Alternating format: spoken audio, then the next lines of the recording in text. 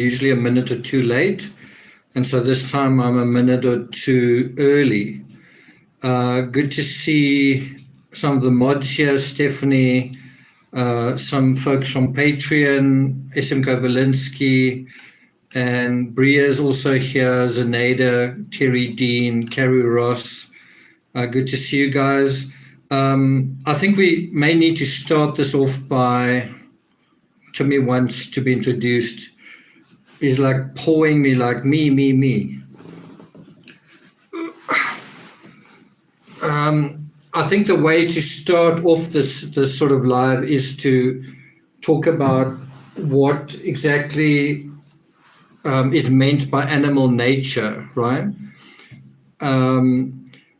I see some people saying that, is animal nature your emotions? And I was sort of thinking about it, is animal nature,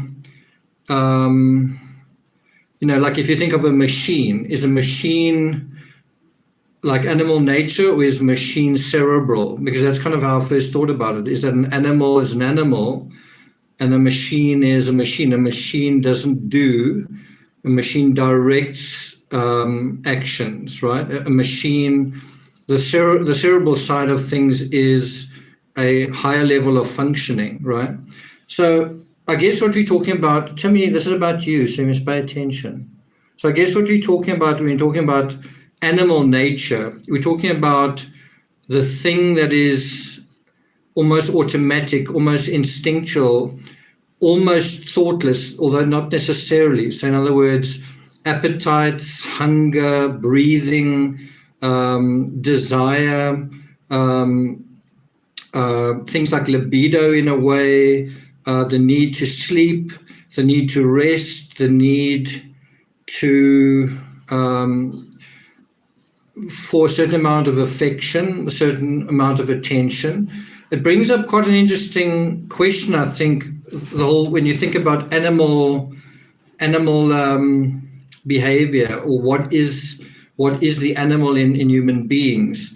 Let me ask you guys, do you think that animals have egos? So just looking at some of your comments, someone says, oh gosh, his eyebrows look so fetching today. I'm talking about mine or his? Dominika says hello to you both from Poland. Hi, Dominika. Nice name. Erna, Pauline, okay. Animals do not have egos. So let me ask you that question a different way. Do you think animals get jealous? Anna says hello, first time here from Rhode Island. Good to see you. Bria Lay says yes, I think they do. Stephanie says yes. So, if you have an animal, you know that animals can get really jealous. In fact, my dog doing exactly what he's doing right now is kind of jealous. He's kind of saying, I know you're going to be sitting there for an hour or two, for a long time. Can you pay me attention? Can you pay me attention while I know you're going to pay attention to something else? But you often see it with other animals. I've got a friend who's got two dogs, and when I take him there, my dog suddenly pays a lot more attention to me. So dogs definitely have jealousy. Does that mean it's thinking, or is that part of the natural narcissism of a dog? And so that brings up something else. Is narcissism animal nature? Is narcissism sort of cerebral? Is it the thinking part that is narcissistic?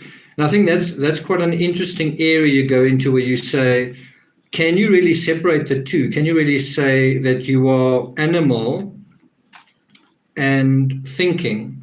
Don't the two go together? And if you think about sexuality, you think about how often seduction takes place. It's, for people anyway, it's a combination of talking and thinking and certain rituals, you could say, having dinner. It's kind of a thinking game and an animal game. Sometimes it's more thinking, sometimes it's more animal, but it is often a combination. And human beings tend to not appreciate, generally, human beings tend to not appreciate it if it's all animal. But I also think there's an aspect where the animal aspect to that is enjoyable, I guess, if that makes sense. Cynthia says, it is simply competing for resources, and attention is a resource and a reinforcer for so many animals. Interesting, but you can also think about attention as a resource for people that, pay attention to me. We've only got so much time together, and how much are you paying to your phone versus me, right? Stargirl, hey everyone, glad to be here. Odds and Sods says nature and nurture.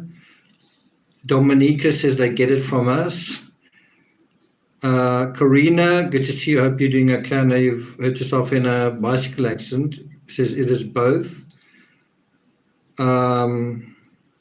Sylvia Brown says Brian reminds me. I'm not sure what you meant there.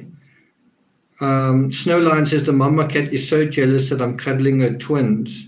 She's going out of her mind with rage. She's beating up her own flesh and blood. Okay. Alicia B says babies want attention, but the prefrontal cortex isn't fully formed until 25 or 26. Okay, so the day that I actually wanted to have this discussion, I think on Tuesday or Wednesday this week, I kind of was like, just had a lot to say about it. And I knew if I didn't talk about it that day, then it would be difficult to sort of summon the thoughts that I had bubbling to the surface on a different day. And that is sort of where I am now. I've got to try and access all of that natural thinking. But I do remember the day that I was going to talk about it, there was an article, to the top story in our national news, that an elephant was in musth, right? And so you had a situation where this male elephant simply was approached by a vehicle full of game ranger students, as far as I remember. And then this elephant kind of just went crazy, and he gored this vehicle. Like if you actually looked at the vehicle, it looked like the side of the vehicle was paper, and its tusk had literally ripped the metal, not just in one place, but all along the side of the vehicle. The tusk had just sort of ripped right through it. And the reason was this animal was in musth, which when you study up on it, it's quite incredible actually. And when you look at photos even of these elephants, their eyes are like, it's almost like a cartoon. Their eyes are like small little balls inside a white circle, and they look crazy. These male elephants look crazy, and they actually say that the chemical irritates, it tastes terrible to us, certainly to us, and it smells terrible, and it actually, although it's secreted by the male elephant, part of what happens is the male gets irritated. So what's happening is it's almost a animal instinct that is being activated by the animal itself, and the animal can't do anything about it. So it's and that made me just think about Brian in a way. It just made me think of Brian almost as a young elephant who's not able to control an aspect of himself. And then that kind of got me thinking, was Brian's brain in control of him, of his actions, or was the animal side in control? And so let's do a quick survey. That's going to be the subject of this live discussion. And then we're also going to go to a few other cases, and then we're going to go to Ernest Becker as well. I'm also going to touch a little bit on lullaby. Interestingly, there's also an animal on the cover, a bird on its back, obviously not a living bird. I'll talk to you a little bit about lullaby and what we're going to discuss with a book that Brian was reading at the time a little bit later on. But let's just do a quick survey. Yes or no, do you think that Brian's animal nature is responsible, or or not? So do you think Brian's animal nature was responsible for what happened to Gabby, yes or no? So let's just see what you guys say.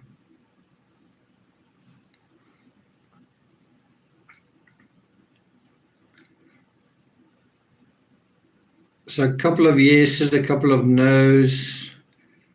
It seems kind of 50-50 actually, which I quite like. I quite like that, because then we can sort of change some minds and so on. Ellie Soames says, I suggested lullaby. Thank you for going over it. Some of you saw me covering the elephant in musth on Patreon, and it really was quite shocking. Later on, I actually showed another video of a female elephant who wasn't in musth. Female elephants don't go into musth. It's spelled M-U-S-T-H, I think. I could be wrong.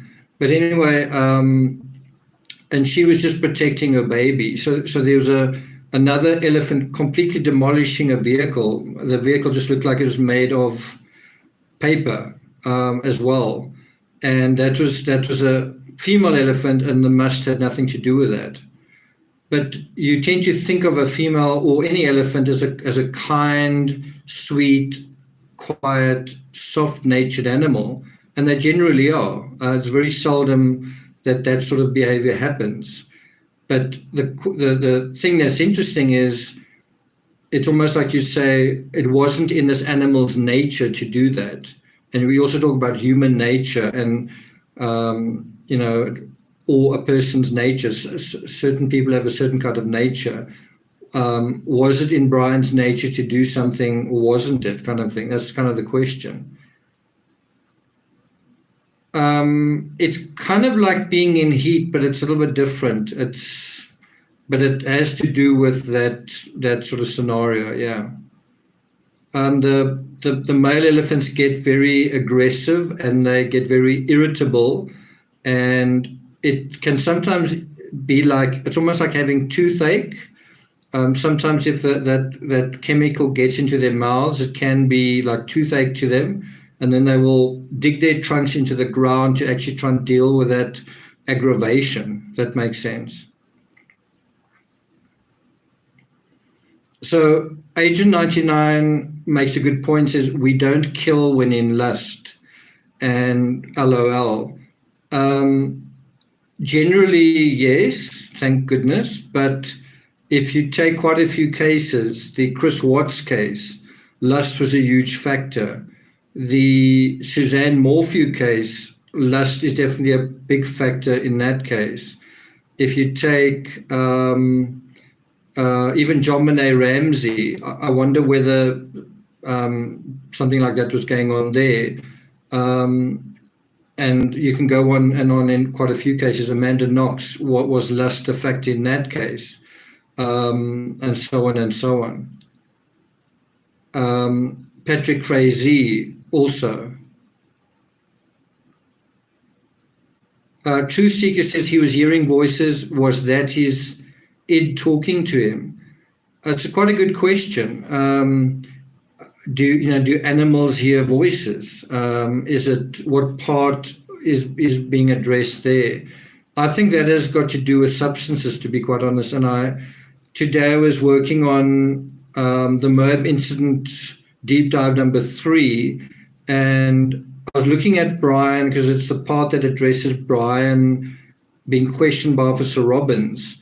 And Brian just seems quite jumpy and jerky, and he sort of goes from looking the one way to the other to throwing his arms around, and one wonders whether all is as it appears. In other words, you might be looking and saying, this is just Brian, but there's something else actually going on. So, for example, when you saw that elephant sort of rampaging against a vehicle, someone might say, wow, I didn't know elephants are that bad-tempered. And then someone would say, oh, no, that elephant is in musth. Oh, okay, that explains it.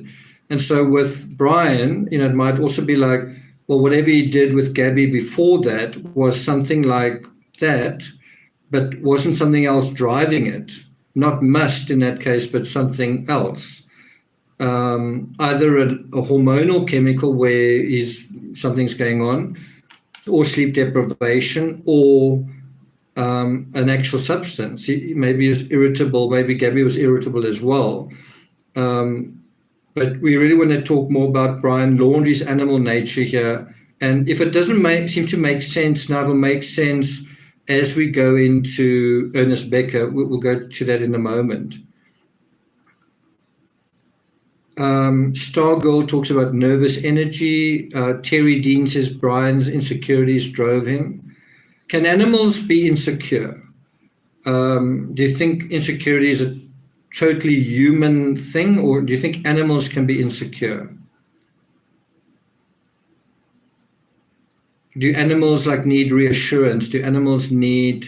So quite a good way to think about that is when there's thunder and lightning, when they hear a sound, when something happens that they're not sure about, like you turn a blender on, or a new person or animal comes into the picture, how do they respond, kind of thing. So my impression is that animals can certainly be insecure, that they need, when I took my dog to the sea for the first time earlier this year, well, there is insecurity.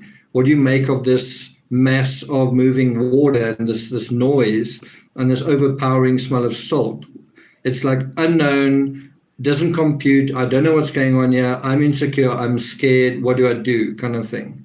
And only later on does the joy and the association with the beach as a fun place kind of come through. That's a good point from Maggie Jane. She says, my pup has separation anxiety. Adriana Lisa says, yes, animals can be very fearful, like a little elderly person. Good point. Yenna Bug says, every creature needs to feel safe. Now, a great analogy for what we're talking about is when you talk about animal nature, Ernest Becker refers to that as creatureliness. And I quite like that term because he's kind of saying, you might think you know what animal nature means, but it's just the nature of being alive. And so whether you're a bug, a bird, a reptile, a mammal, or any sort of, even a plant to some extent, you may think plants don't have feelings. They've actually registered sort of nerve responses in plants, which is why they say you can talk to plants. But the point is that a lot of animals have got creatureliness, which is the concerns of a creature. I want to live, I want to be alive, I want to expand myself, I want to flourish, I want to thrive, I want to not be outdone by you, or I don't want to be left behind. So, whenever I'm about to go out, my dog gets very excited. Please don't leave me at home. And I actually take him everywhere I go. I just don't take him somewhere where it's expressly forbidden to take a dog. And so I feel like he's quite spoiled. Like it's almost like he insists if I go somewhere, he must come with. And if I drive in the car, he must be allowed to look out the window. But that is kind of that creatureliness, and you have that with small children as well. They insist in getting the maximum that they can get. If you're going out to a store, they want to get something out of that trip. They want to get a piece of candy or something like that. And that is kind of a natural narcissism, that you should want to get your share out of life, your fair share, your fair shake. You shouldn't be comfortable or happy if someone gets something to their benefit at your expense. You shouldn't accept that. It shouldn't be good for you. You should want to get what, in other words, there's a natural narcissism in animals as well. Batman, thanks a lot for that. So happy together. Heather Whatever says minis are like small children. They like power. You're talking about schnauzers. Barbara says he's spoiled but so adorable. Vicky says, Timmy has you wrapped around. Yeah, I think so. So I don't know if you can see, he's actually just down here, having a snooze. Rambling Ruthie says, horses are definitely skittish and apprehensive. Okay, so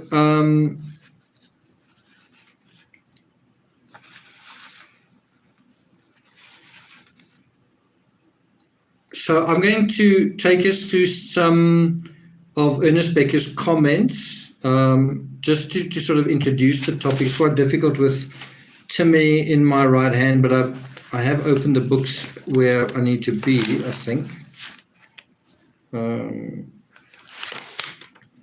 So the first thing comes from this book, Escape from Evil, Ernest Becker, and he writes, quote, this is page 107, The Nature of Social Evil, and he writes, from the beginning, man, as a meat-eating hunter, incorporated the power of other animals, but he himself was a peculiarly weak animal, and so he had to develop a special sensitivity to sources of power and a wide latitude of sources of power for his own incorporation. You may think that the question I posed here, is the animal nature responsible. You might think it's a very shallow topic, but in fact, it's a very deep topic. Man has got a very long relationship with animals going back into antiquity. People used to have animals as their coat of arms, as their, like if you watched the Game of Thrones, a lot of the medieval kingdoms literally had animals as their sort of in their heraldry, especially lions. Today, a lot of young people will put eagles and snakes and all sorts of animals. They'll tattoo their bodies with that. And animals are very much part of our psychology. And the thing that I think is quite a critical question, which we're going to want to get to as well, is what is the nature of crime? So I asked a question earlier, do you think Brian's animal nature got the better of him? And then also, in terms of crime in general, what do you think is calling the shots in terms of crime? Why do you think crimes happen? Is it because of the animal nature in a criminal, or is it the machine, the computer that is deciding what's going to happen? What do you think is actually driving the behavior, right?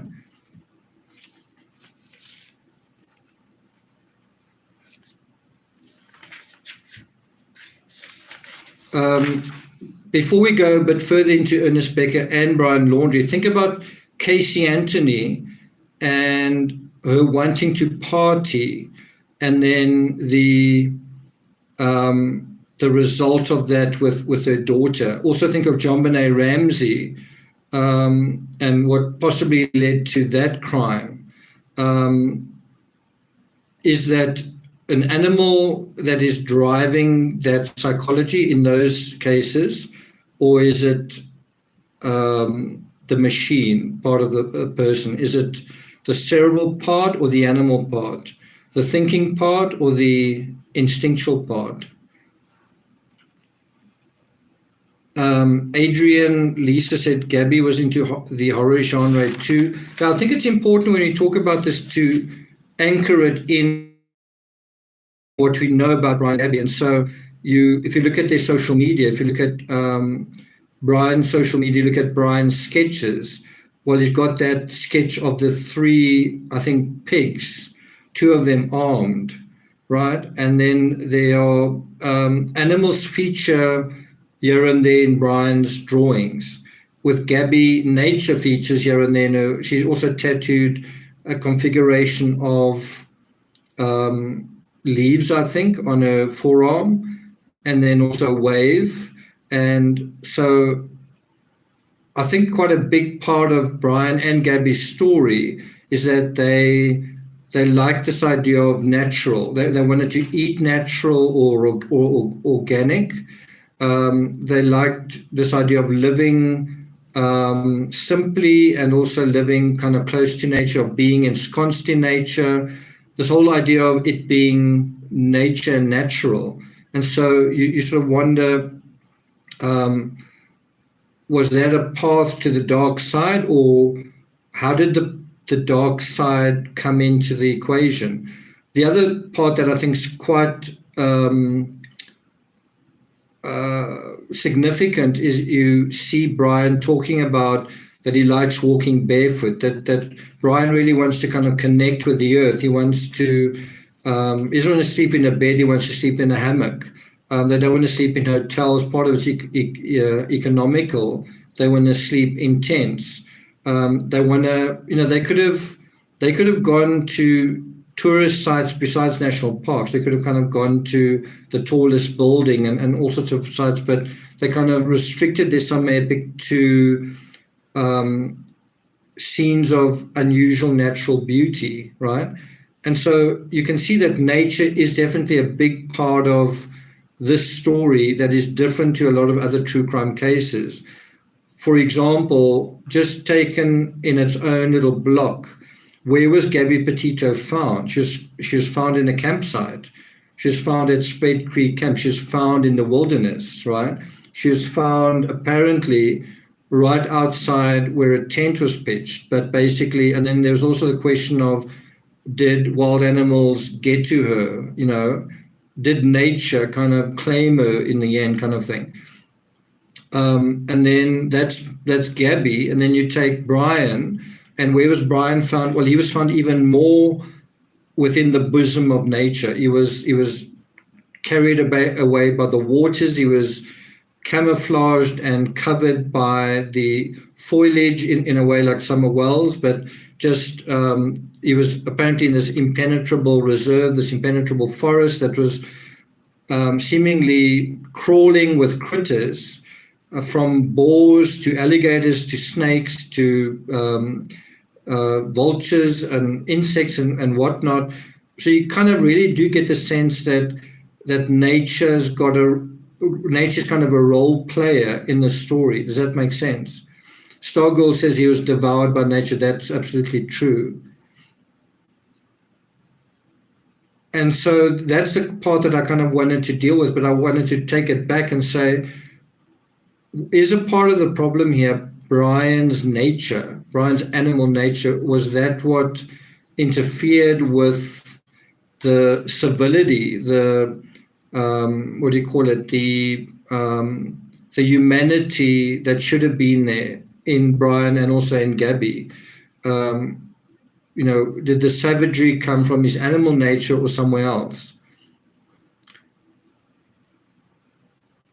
Corina says you're definitely onto something. I think you can see where I'm coming from. Saint Thanos says this dude is taking it way too abstract and out of the case's bounds regarding their positions. So there may be some of you here who feel that way, may feel this is way too abstract for me. I'd rather talk about sightings or something. You're really welcome to leave the live and go where you feel it's not abstract, right? This channel is a bit different to other true crime channels, and one of the things that we do talk about are Ernest Becker, and it is kind of like a high level of discussing this stuff. And if you feel like, wow, I don't really know what you're talking about, it might be best for you to head somewhere else. You might be happier with I don't know, simpler sort of discussion. Julie W., good to see you, says dogs are 99% emotion. The behaviors you don't want tend to come from insecurity or fear. I've got a foreign rescue dog, and a lot of reassurance is needed to help him. That is also really interesting, is where you've got dogs that come from trauma. Are they ever able to get over it? So my little dog has got a problem with when I put his harness onto him. I don't know whether when he was a puppy, there was an instance where the harness, bear in mind when the dog is getting bigger and bigger and bigger, the harness is getting smaller and smaller and smaller and eventually too small. And I don't know whether he has this memory of being struggling to breathe or whatever. And so in a scenario like that, anyway, when I put even though I'm taking him for a walk, he gets very excited, you're going for a walk, but when it comes to putting the harness on, he's very cowed. Tim is a very brave dog, a very spirited animal, but as soon as you bring that blue harness out, he's almost a different animal. And then once it's on, he walks like a zombie for a few paces, then he shakes it off and then he's fine. And it's just, to me, it's quite sad that I wish there was a way to get this phobia out of him. I try and rub him and soothe him when I'm putting it on. I don't know, maybe I must cover the harness in meat sauce or something like that. But it does show you that animals have an inner world as well. So I don't want to make this too complicated, but animals are, like a dog, can be quite a fully fledged individual. And he's not just an animal. He's not just this emotional being with no inner world, no inner dimension. But what I do want to just try and do is keep it simple and just say, when you're talking about the animal nature, we're talking about base instincts like I want to be warm, I want to get enough sleep, I need to be satisfied in this way or that way, I need to be comforted, I need to be loved, whatever. Whereas thinking, the way that we think about certain things is a different side to us, where you have things like strategy and you decide about things like how greedy you intend to be, or wanting more of something, what side of the fence does that belong on? Where does good or evil belong, in the animal nature or the thinking side? I think it's quite an important question. I'm just gonna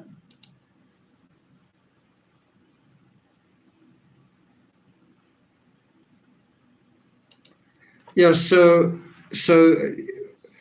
I've just removed a user from the chat. You must remember, if you make nasty remarks, then that's going to happen. It's not like you get to sort of come in and sort of, mess around. If you want to make nasty, unhelpful remarks, then you just don't get to participate. So that's just happened now. I can't actually remember when last we did that, but anyway, it's happened now. So Gail says, what I still can't get over is he was found less than 3 miles off the entrance to the park, in other words, where the Mustang would have been. I truly wonder if he had not sustained an injury. Gail, I kind of think that he was basing himself near home, perhaps possibly because he was hoping for support from home in the sense possibly of food, possibly something else. And he could also have been quite intimidated with the idea of going into this reserve that's crawling with alligators, and perhaps he knew the area where he was picnicking, camping, hanging out in. He knew that little area quite well. He knew if he went further into the reserve, perhaps he didn't know that area so well.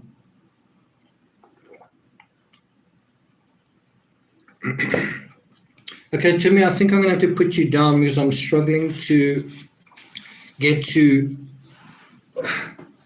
the more cerebral thoughts. So I've actually got his bed right down here. And that's where he is now. So he's gone from my arms to, can you see past the edge of the book there? And now he's out the way there. Anyway,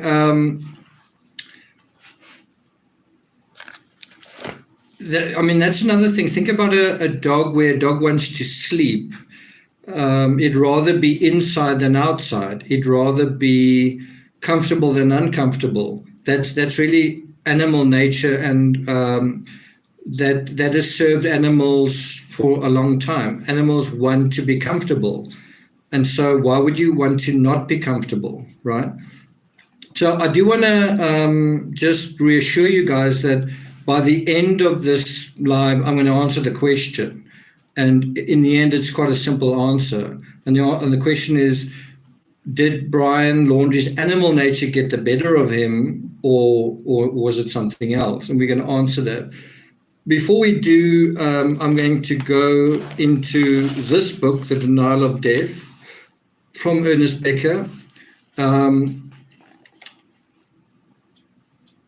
And we on page 192, and he talks about, you have the individual man and you're stuck with him. I mean that the promise of psychology, like all of modern science, was that it would usher in the era of the happiness of man by showing him how things worked, how one thing caused another. Now, think about these words, and Gabby and Brian choosing what they thought was a path of happiness, right?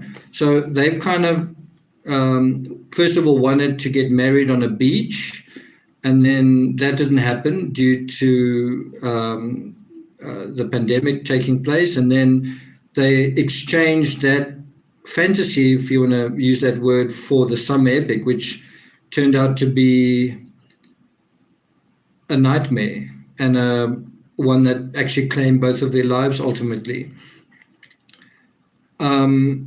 And so, but the whole premise of that was that they wanted to be happy. They wanted to do something that would make them happier individuals, but also a happier couple, that it would bring them together. And it was almost like them living happily ever after.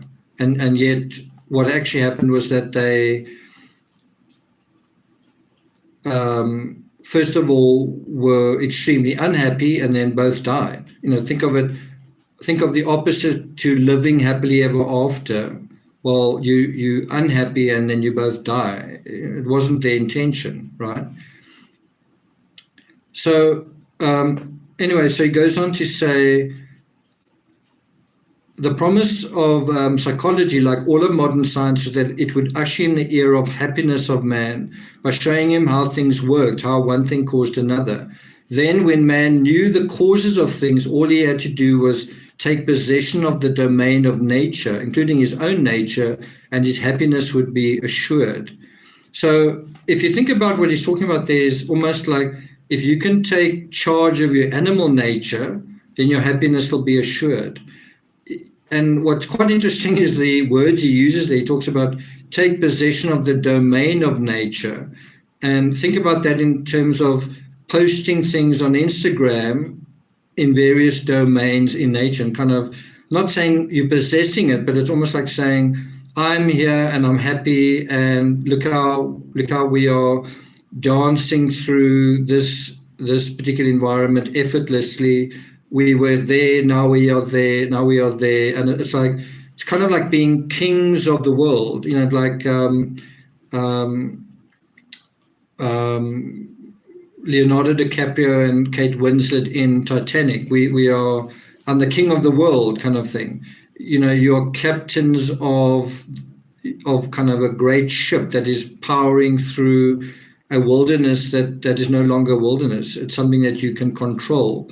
And isn't that happiness? Isn't that kind of power over the natural world? Isn't that happiness? Power over yourself, a kind of happiness. And then yet when we see them during the Moab incident, they are both, especially Gabby, helpless, unhappy, I won't say at one another's throats, but certainly at cross purposes to one another. And it's becoming more and more clear to me, studying that footage, that what Brian wanted to do on August 12th was go hiking. He talks about it over and over again. And, bear in mind where they are. They're in Moab. It's a spectacular scenery, and perhaps when they photographed themselves, that was like, well, let's take photos of ourselves in the situation with these magnificent arches, and then let's come back another day and actually explore them. Let's come back another day and actually walk through them. Thank you very much, Carew Ross. Thanks for that. In other words, you have one day where you are like an outsider documenting it, and you're going to put that up for social media consumption, and you'll come back on another day and actually experience it for yourself and actually, be ensconced in it and enjoying it for what it is. And Brian may have been quite upset. Why are you still working on the website or whatever? I want to go hiking. And he may have not liked the idea of her working on it as long as she was, because that would mean hiking in the heat of the day. What was the significance of the heat of that particular day? It was a very hot day. Who wants to go hiking between sort of rocky, in kind of rocky terrain, which absorbs so much of that heat in the middle of the day? You would either want to go kind of early in the morning or very late in the afternoon, right? So was that a factor? And so that is something I've already presented some of those thoughts on Patreon. Is that something that was a bummer for Brian? Is every time they come into a area of natural beauty, instead of enjoying it and experiencing it, they sort of have got to social media it, right? And for him, that may have been a bummer. Like, let's first hike. Let's first do this. And who decides what's the right priority there? Should you work first and then have fun? Should it be all work? Should it be all fun? Who decides what that's going to be like? And think about that as well. Think about work and play as who gets the authority in that situation, the animal or the machine?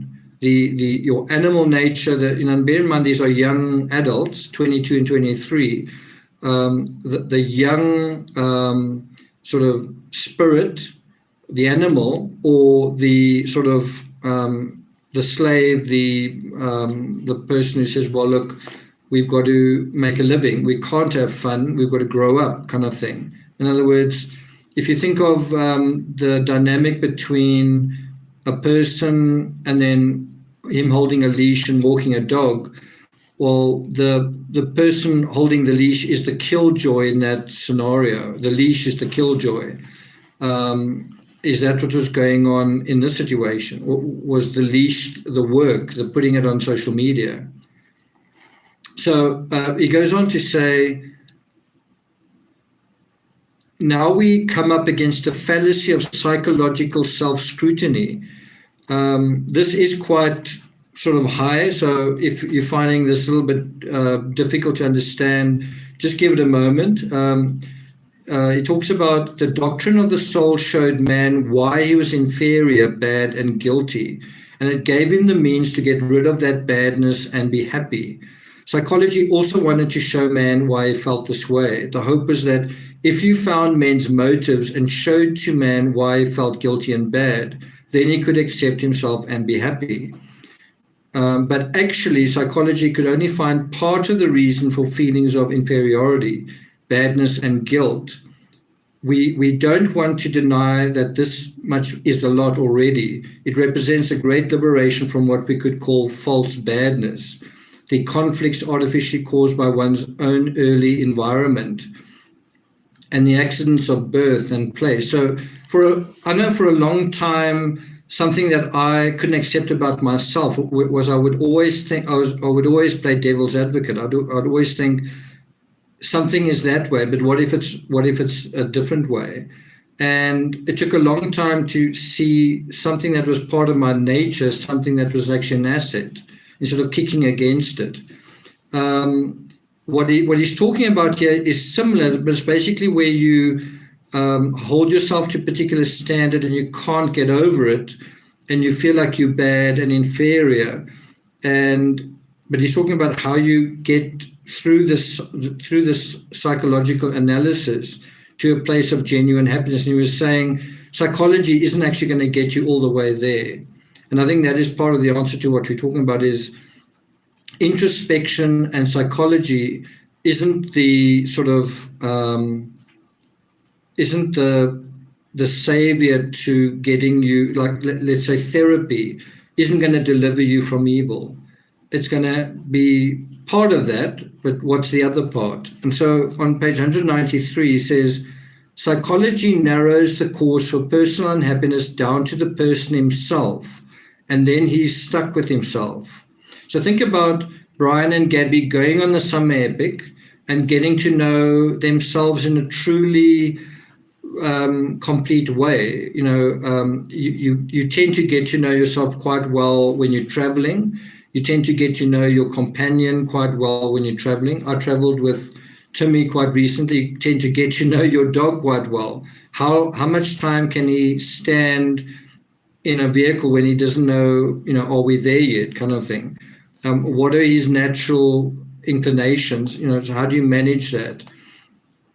And so he says, but we know that the universal and general cause for personal badness, guilt, and inferiority is the natural world and the person's relationship to it as a symbolic animal who must find a secure place in it. Okay, so Sweep sings, I'm sorry I'm missing so many of your comments, but Sweep Singh says, it depends how genuinely committed Brian was to Gabby's social media fantasy. Perhaps only tolerated it because he enjoyed the byproduct of travel. It's a good point. You have a similar question with Chris Watts and Shanann Watts. What did he think about all of that social media? We know that he really didn't like it. We know that he didn't want to participate in it. How did Brian feel? Brian was also introverted, reserved, and although a lot of people are calling him a narcissist, Brian, compared to the other narcissists you see on social media all the time, Brian was quite thoughtful. I don't want to give him too many compliments, but Brian was quite thoughtful and quite like he didn't want to get a lot of attention, quite humble and sort of modest in a way. I'm not saying he wasn't arrogant. I think you can still be arrogant and modest at the same time. But the modesty had to do kind of with shyness. The arrogance, I think, had to do with what he felt, I think he was entitled to in terms of his relationship with Gabby, and also what he feared. I think I missed something from Heather. Thanks a lot, Heather. Pauline says, I think you get that, Steph. If he simply lost his temper, he didn't have to carry it to its conclusion. Cynthia says, sometimes accepting who you are if you don't fit in is hard. Yeah. It seems just too easy. If other people don't accept you and you say, well, I accept myself, it just seems a bit too easy. Maybe you should be doing a little bit of work, right? Angela Gallagher, thanks for that. Batman says, human time is short, choose happy things. Julie says, yes, it does take applied effort to strangle, absolutely, and to carry on after they become unconscious, absolutely. Mia de Fleur talks about possessive. Okay, so let me just get through this quote. He says, to me, this really says a lot in terms of what we're talking about in this particular discussion. He says, we know that the universal and general cause for personal badness, the universal and general cause for personal badness, guilt, and inferiority is the natural world. But it doesn't stop there, and the person's relationship to it as a symbolic animal who must find a secure place in it. So on the one hand, you have feelings of inferiority. Think about you are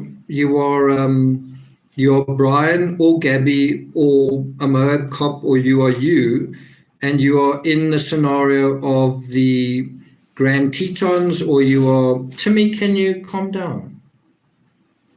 So he's trying to make his bed as comfortable as possibly can. Or you are in the arches, right? And you feel awestruck, it's incredible scenery, but at the same time you kind of feel small and you sort of wonder, part of you is thinking, this is amazing, this is grand, this is incredible. But another part of you is, where do I fit into this? What part do I play in this? What's my role in this? And someone brought up an excellent point. I thought putting his bed here would make him comfortable. I didn't think it would make...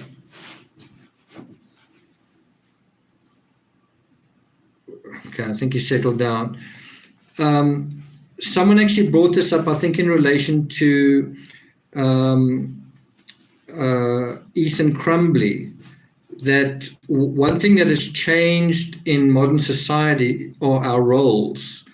There used to be a very clear role in the 60s, 70s, and 80s, maybe even not as far as the 80s. Let's say the 20s, 30s, 40s, 50s, 60s, where you had a nuclear family, the father was the breadwinner and so on, but you had very clear roles. And what has happened since then is, you could say, wonderful. There's been the sexual revolution, and people can be whoever they want to be, and they can have whatever orientation. True, but the other side of it is, a young person growing up now can be very confused about what is going on and what role they have. How do you, for example, how do you become a man? If you're in high school and you're a young man, how do you become a man and how do you show you're a man, especially if you are seen by your peers to be defective, either stupid or clumsy or just uncool? Within this weird fabric of all these things going on, how do you find a solid role for yourself, and how do you determine what to do in it? And there was a time where that was quite simple. Not anymore. Now defining your role has become harder in a way. You could say that social media enables you to find your place in the world, but not necessarily.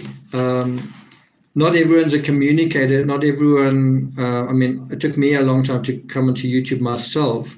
I'm more of a natural writer, communicator, not really this sort of thing. But I don't know if you guys follow.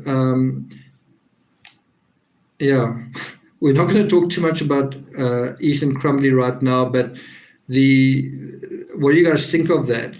This little kid trying to find a role and then thinking that he could jump the gun, so to speak, by doing what he did. I'm going to assert power using this magical tool. I'm going to instantly turn the tables on this scenario where I don't have any power and I'm laughed at and whatever. And now suddenly everyone's, I won't say respectful of me, but they're sort of scared of me. And so suddenly you achieve that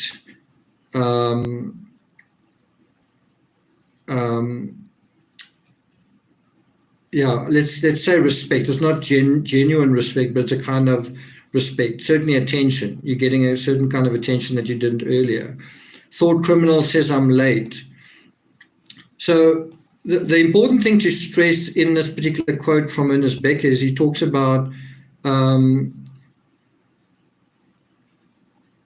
that the general cause for these feelings of personal badness, guilt, and inferiority is the natural world. Yes, that's part of it. The natural world's part of it. The other part is the person's relationship to it as a symbolic animal.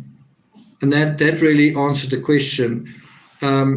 Is a human being an animal? Sort of, yes. What sort of animal are we? Well, we are symbolic animals.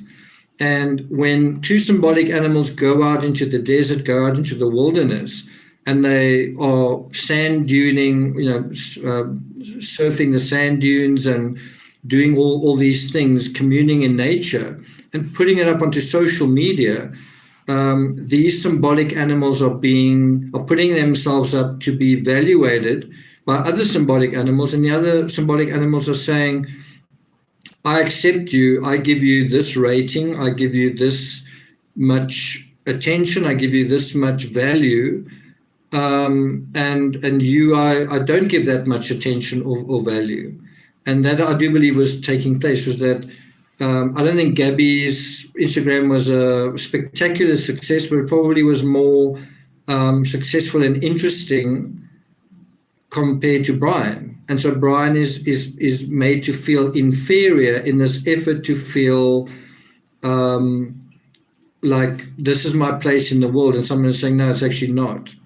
You need to do something else. You need to do more. Whereas what Gabby's doing is sufficient. It is appropriate. It is enough. Well, Brian's not enough. Now, remember this.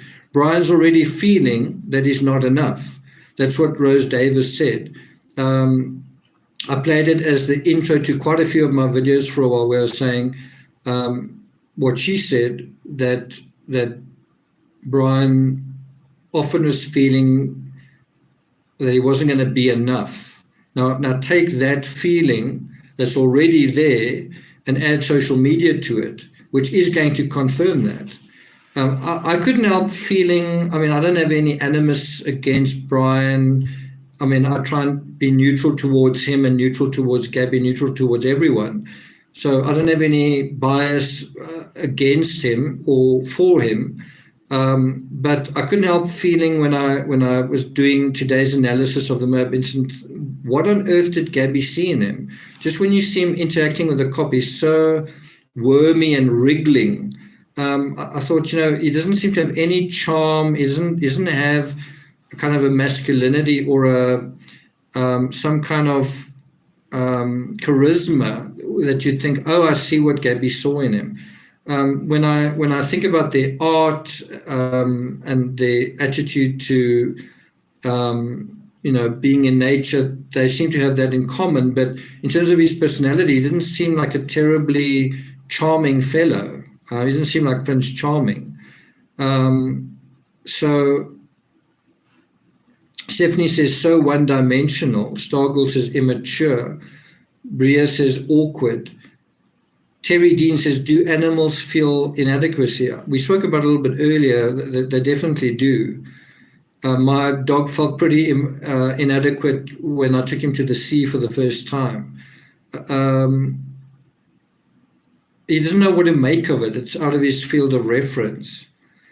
So he's now in a situation where he's got to figure out his relationship as a symbolic animal to the world and find a secure place in that. And for Brian, his world is Gabby. And so Brian trying to find a secure place in the world, think about that. It's not just, bear in mind, this is true for all of us. All of us are trying to find a secure place in the world. And if you are a young person, so much more so, and if you're in a situation where you try to marry someone and that didn't quite work out, now you're on plan B, and that's actually not working. Like, you're actually doing it. You can do whatever you like, and you're actually doing it, and that's actually not working out either. You're not happy, but more important, you're a failure. You're failures. You're failing. But then, in this effort to find a secure place in the world, think about it. The summer epic was going into America's heartland in this van, in this custom-made little vehicle, and making the world what they wanted to make of it. And then what is happening is that they're not actually able to do that. And even worse, Gabby is kind of usurping Brian. She's sort of superseding him. She's sort of passing him. And as we're supposed to feel more and more secure, not only in the world and in himself and with her, he's actually feeling the opposite. He's feeling more and more insecure in himself, in the world, and with her. And I was kind of in that situation when I traveled to England for the first time with someone I really loved. It was like, this is your moment. This is your opportunity to live and everything, and only to find, wow, we had our moments. There were some amazing experiences that we had, and there were moments that brought us a lot closer. But there were unexpectedly conflicts and things that were sending us in opposite direction. It doesn't seem to make any sense. It's like, how on earth can you not come closer and be, what's the word, embraced by, why can't there be a happily ever after to this fairy tale scenario? And it's quite difficult to answer why not. I suppose one reason is you haven't been tested before. Another one is you're not secure as it is. Another one is, I think a big one is, all of that is nice, but it's hypothetical if you don't actually have an income. If you don't have a secure income and you want to go and do that, well, money's got to come from somewhere. And for money to come from somewhere, you've got to become someone. And if you haven't become someone yet, then it's all hypothetical, it's all untested. Does that make sense?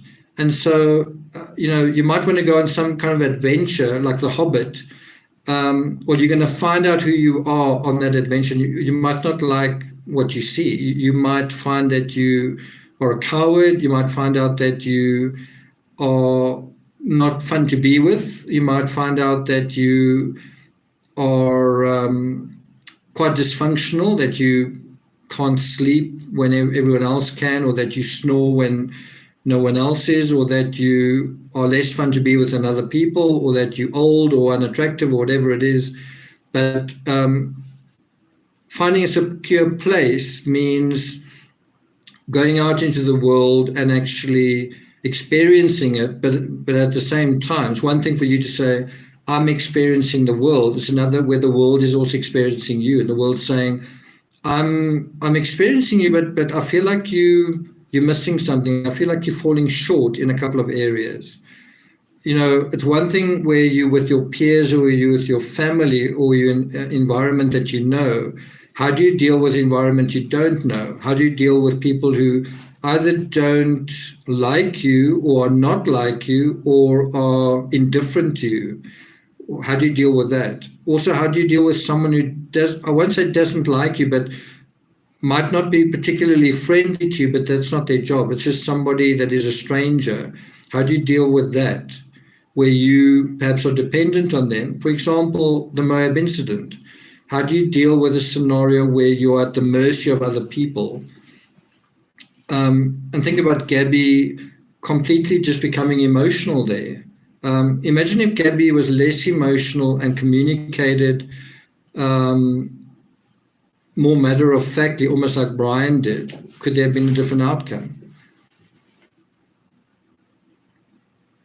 Batman says maybe it is all perfect. Donna Parker says, by domestication of animals, we have developed this desire, behavior, and nature of wanting these more comfortable desires in dogs, cats, and even pigs. When I got my dog, everyone was telling me that I was new to the dog. And that just shows you how people want animals that are not totally animal natured, right? And I'll tell you, he's not neutered, he's not fixed, but I am with him all the time, so he's not going to have puppies all over the place. And sometimes I'm not very happy with his animal nature. I'm not, sometimes he gets aroused or whatever. It's like, but that is who he is. That is part of his animal nature, right? And you've also got to think that it's been hardwired into a dog to be a dog in order for dogs to be dogs. The same thing has been hardwired into people. And then the question is, where does that become a problem, right? So I think Brian and Gabby trying to find a secure place in the world kind of backfired. Think about the Mary Piglets incident as well. I've kind of changed my mind on that. I sort of feel like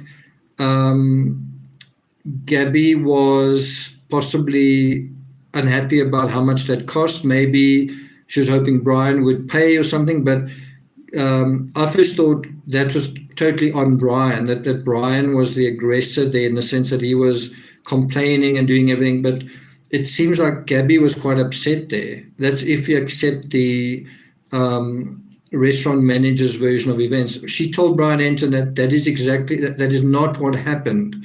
The version of events that the other patron had, the other diner. Now, it could be that the truth is kind of a mixture of what the manager and waitress observed and knew and what the dining people knew. But as late as the Mary Piglets incident, Brian and Gabby weren't happy campers. They were not having these happy. It's not like the opposite. That Gabby and Brian went to the Mary Piglets and they danced on the tables like two Mary Piglets, and everyone spoke about that, and everyone said, "Wow, they were so happy." There was an incident there because they were so happy, and they were singing and cheering and dancing and blah blah blah blah blah. It was an incident because they were unhappy. The Moab incident was because they were unhappy, right? The fact that Gabby died is because someone was very, very unhappy about something. The fact that Brian is dead is because he was very, very unhappy about something.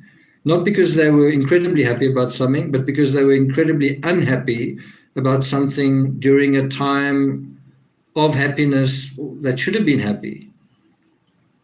I mean, if you only looked at their Instagram and you said, what do you think is happening here? Like, fill in the blanks, join the dots. You'd probably say, oh, these people went together, it must have been fun. If you just based what we knew on that, and you would not have guessed in your wildest dreams that both of these young lives would be lost within days and weeks of some of those photos. So to go on here, he says, this is really important for, I think, a lot of the true crime community to think about. On page 193, Ernest Becker writes, this is this book, The Denial of Death. He says, quote, all the analysis in the world, right? Very important. All the analysis in the world doesn't allow the person to find out who he is and why he is here on earth, why he has to die, and how he can make his life a triumph, end quote. Now, if there's anyone who can understand the meaning of that and understand the truth of that and understand the extent of the truth of that, it's me. I've done a heck of a lot of analysis as a true crime writer. I've written over 100 books. Continuing to do analysis. This discussion is about analyzing this whole idea of, is the animal nature responsible? What is going on? And what he's saying is that analysis isn't the answer. Analysis is helpful, so in the sort of narrow ambit of true crime where you're saying, what actually happened here?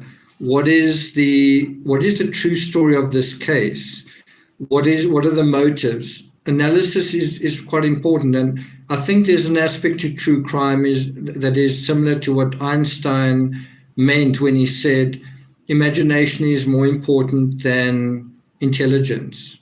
And what he means is not that intelligence doesn't mean anything, same as not that analysis doesn't mean anything, but if you can't visualize things and you don't have quite a detail-orientated mind and you don't have a feel for what you're talking about, you can't sort of insightfully see where this information takes you. You can't get a sense of almost putting yourself in someone's shoes in terms of different true crime cases, then all the analysis in the world is also not going to get you anywhere. Then you can almost analyze to your heart's content. You can come up with whatever scenario suits your projection, suits your transference, suits the feeling that you need to get out of a kind of true crime voyeurism. But it's got to go beyond that. And that is why I've always, in my true crime writing, try to balance the analysis with something that is true that I've seen, or something that is true that I've experienced myself, or something that is kind of intertextual, something that you know for a fact has happened somewhere else. In other words, you want to find the insights to experience with experience, not just through the narrow straw of analysis, right? You can't experience life or understand life through analysis. You can intellectually understand it.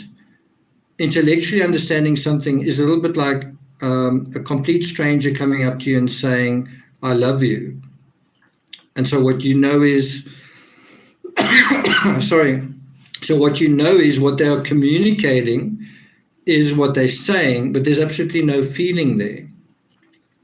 And there's a world of difference between experiencing something like that and knowing about it intellectually.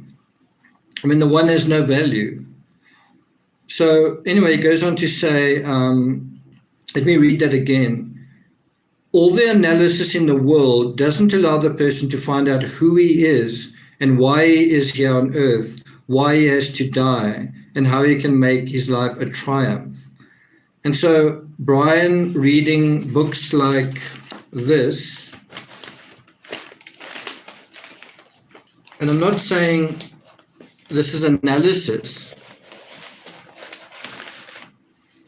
So Brian reading books like this, I'm not saying this is analysis, just it was part of the introspection of Brian and Gabby during their journey.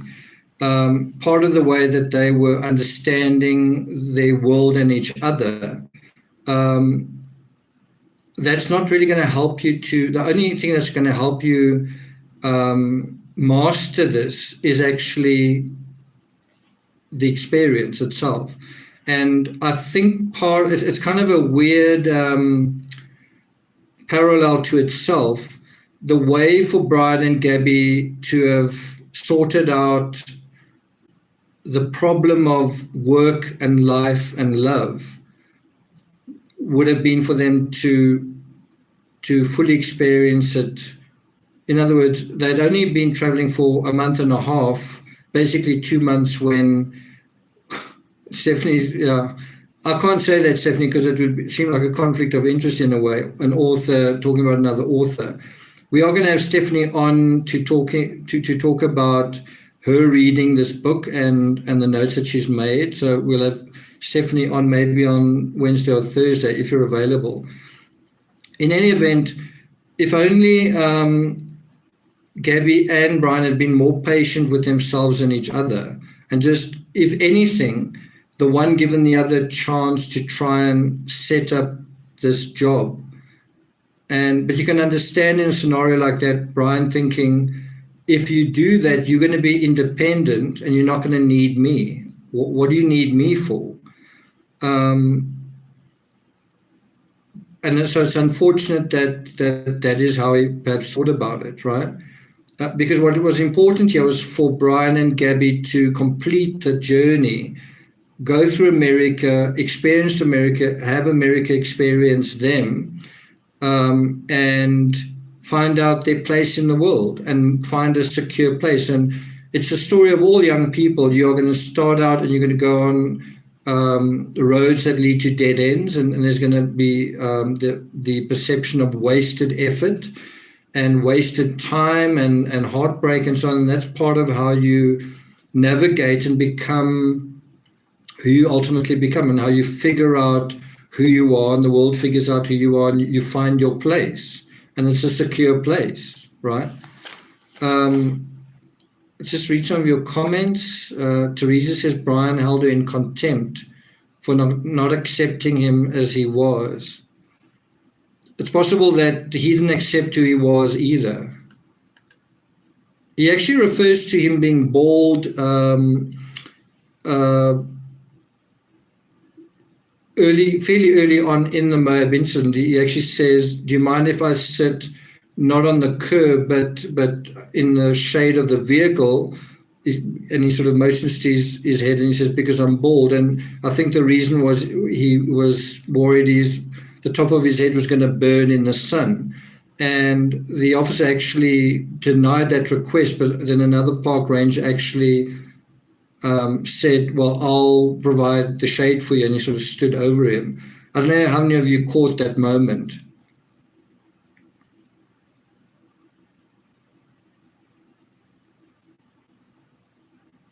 Snow Lion says, oh dear, I'd better hurry up and read Lullaby in the next few days to get ready for Stephanie's discussion. You will have to. Julie says the best relationship would have been under stress, living like that, and the money running out, and this wasn't the best relationship.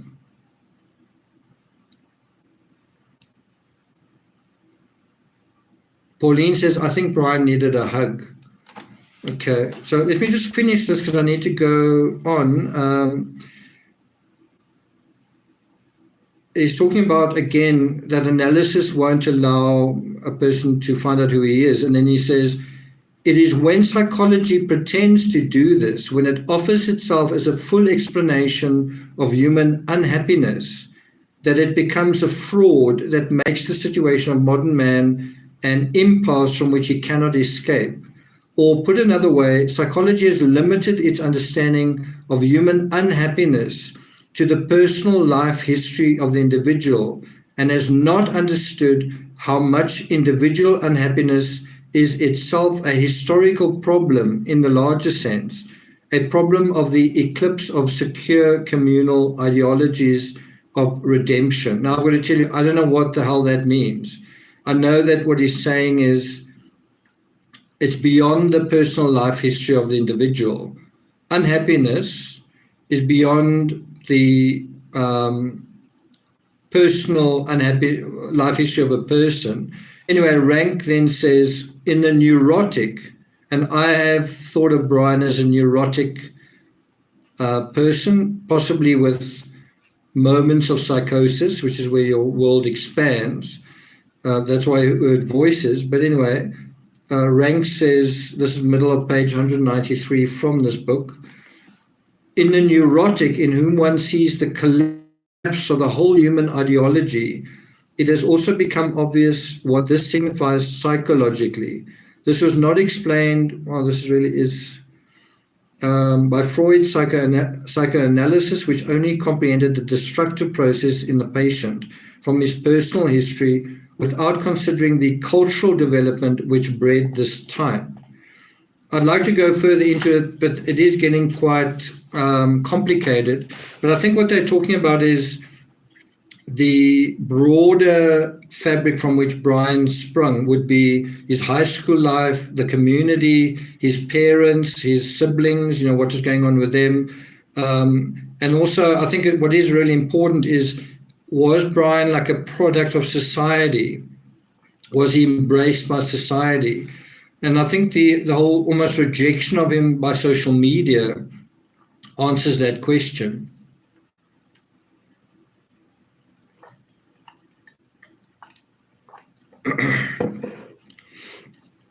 Robbie Robin makes quite a good point. Does he mean that we inherit unhappiness? I think that's part of it, because I do think if you are born into a family where your parents get divorced, or you're born into a family where a particular parent is, say, kind of a businessman or a CEO that is always working, you never see them, or you're born into a situation where a parent has a particular phobia or thing that they need to deal with, and they deal with it through you. You are born into a role that you didn't assign for yourself and you don't want, perhaps. And so you can inherit happiness. There's that thing about the sins of the fathers, right? You can inherit unhappiness, and it's only going to take experience of the world for you to almost recognize, wow, this isn't me. This isn't who I am. This is something that's not me, and I want to sort of let it go. This is probably a bad, oversimplistic example, but a friend of mine's, actually Ivy's mother, showed me a photo of a young woman who has just had her prom, and I sort of chuckled in a way. I mean, you normally expect to see a certain kind of person, and I was quite surprised to see this very overweight young woman with a guy who was much smaller than her, kind of thing. And then I thought, wow, it's quite strange because both her parents are extremely overweight, especially her father. Father's one of those people who's so overweight that he cannot get through the door, and then her mother's kind of also. So you say, can you inherit unhappiness? Well, think about just like a scenario of everyone in a family being overweight and saying, are all of those people happy? I don't mean a little bit overweight, I mean seriously, chronically overweight, where you can't really function, right? And so you can be born into a situation like that, and then it's up to you at some point to say, this isn't what I want, this isn't who I am. But isn't it who you are if you are like, you look like the people around you, you act like the people around you, kind of thing, right? Odds and Sods says, I'm the black sheep.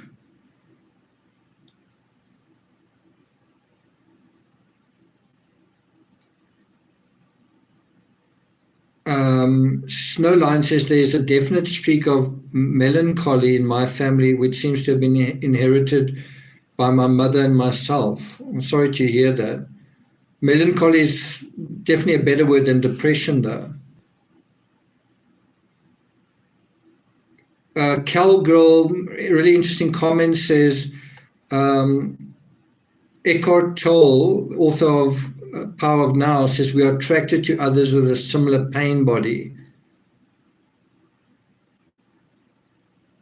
Think about that. If you were attracted to someone with a similar background of pain compared to being attracted to someone who's got a similar dream or a similar, that like aspire to a similar fairy tale or a similar outcome that is constructive. But then you could also say that you are heading to a particular direction in order to head away from the same thing. Could also be that. C. Wise says, I was born to a mother with bipolar and I have it too. I suspect my grandmother does, and her mother killed herself. Wow. Tammy Donaldson says, animals absolutely can be insecure. Gail says, I wonder why did she feel that she needed him? I think it's a really good question. I think there are certain things that are, how can I put it, simple things that Brian and Gabby had in common that were good. I think she was an artist, he was an artist. She had a particular interest in nature that is kind of beyond the norm. You know, she wasn't just interested in nature, she traveled through nature, she drew nature, she had nature tattooed on herself. I think there's actually a photo of their hands that are sort of interlaced with one another, and you see the tattoos on that. You get a really strong sense of their love of nature through the Pinterest accounts and how they have all these natural things going on, pot plants and so on, right? So I think their artistic natures were something that made them feel that they understood one another. I think that there was the sense of seeing life as art and nature as art. On my Instagram, I have every now and then I will put up a picture where a flower looks like a painting rather than, it's not just a flower in a field, it actually looks like an artwork. And I mean, I've been in that position myself where I'm a creative person. I sort of feel like I want to be with a creative person, and often doesn't work out. Creative people have creative differences. Creative people have quite a strong sense of how they see things. And although in a small sort of way, it can be quite exciting to share creative impulses, I think that the weird thing is creative people put together can actually be quite destructive. It's quite anti, what do you call it? It's counterintuitive. And you saw that with Vincent van Gogh and Paul Gauguin, you know, where they came together and that ended in disaster, a bloodbath actually. So, and I can tell you, I'm from a family that is creative. I'm from a creative family. There's a lot of art in my family. I've got aunts and uncles and great-great-grandfather and a brother, and they're all creative people. And a lot of them very eccentric, and I don't know if we get along terribly well with one another. Artists, I think, have quite a strong sense of wanting to be not admired, but seen in a particular way. And if you have too many artists in the same room, it can actually be toxic, I think, in a way. Artists thrive on attention, but they can also be black holes. All the attention must just be sucked up by one particular artist. Cynthia Berg says creative people are very passionate and sometimes easily find bad partners. Yeah. I actually, some time ago, was aware of a particular artist, and I didn't know her very well, and I wanted to make kind of overtures to get to know her. And I can be someone who's very I can be extremely conscious of time and of details, but I can also lose track of time. And I don't. If somebody is upset by that, it doesn't really bother me. But when you're on the receiving end of that, then I don't know. You can say it's hypocrisy, and maybe it is. But anyway, there was this particular artist who was being herself, and I don't know, there's quite a lot more to it, but there were some things I really didn't enjoy, whether it's well, because I'm an artist, I can just kind of be very sensitive to my little visions, but I can completely ignore what you say and what you want, kind of thing. So I actually met her while I was researching my book on Vincent van Gogh, and she'd actually been to Van Gogh's grave, and I interviewed her before I left. And because she's quite a well-known artist, actually quite a successful artist, I actually wanted to interview her, and she, anyway, that's just a separate story. Michelle Greenhouse says, hope I'm not too late. Stargirl says, my thumbnail is my daughter's art. Okay. So I don't want to continue too much with Ernest Becker, although there is a little bit more to go into. I think I'm going to provide the answer to the question, and then we can maybe go into it a little bit more. So on the day that I was going to talk about this topic, I was just observing the animals around me. I was observing, especially the cat, and the cat actually caught a bird for the first time. It's quite a young cat, maybe a year and a half old. The cat caught a bird in the garden. Terry Dean, many people are optimistic by nature. I feel that Brian actually was too, and therefore couldn't admit the defeat of a failing relationship. Do animals feel optimism? I do think you have animals that are, thanks a lot for that, Terry.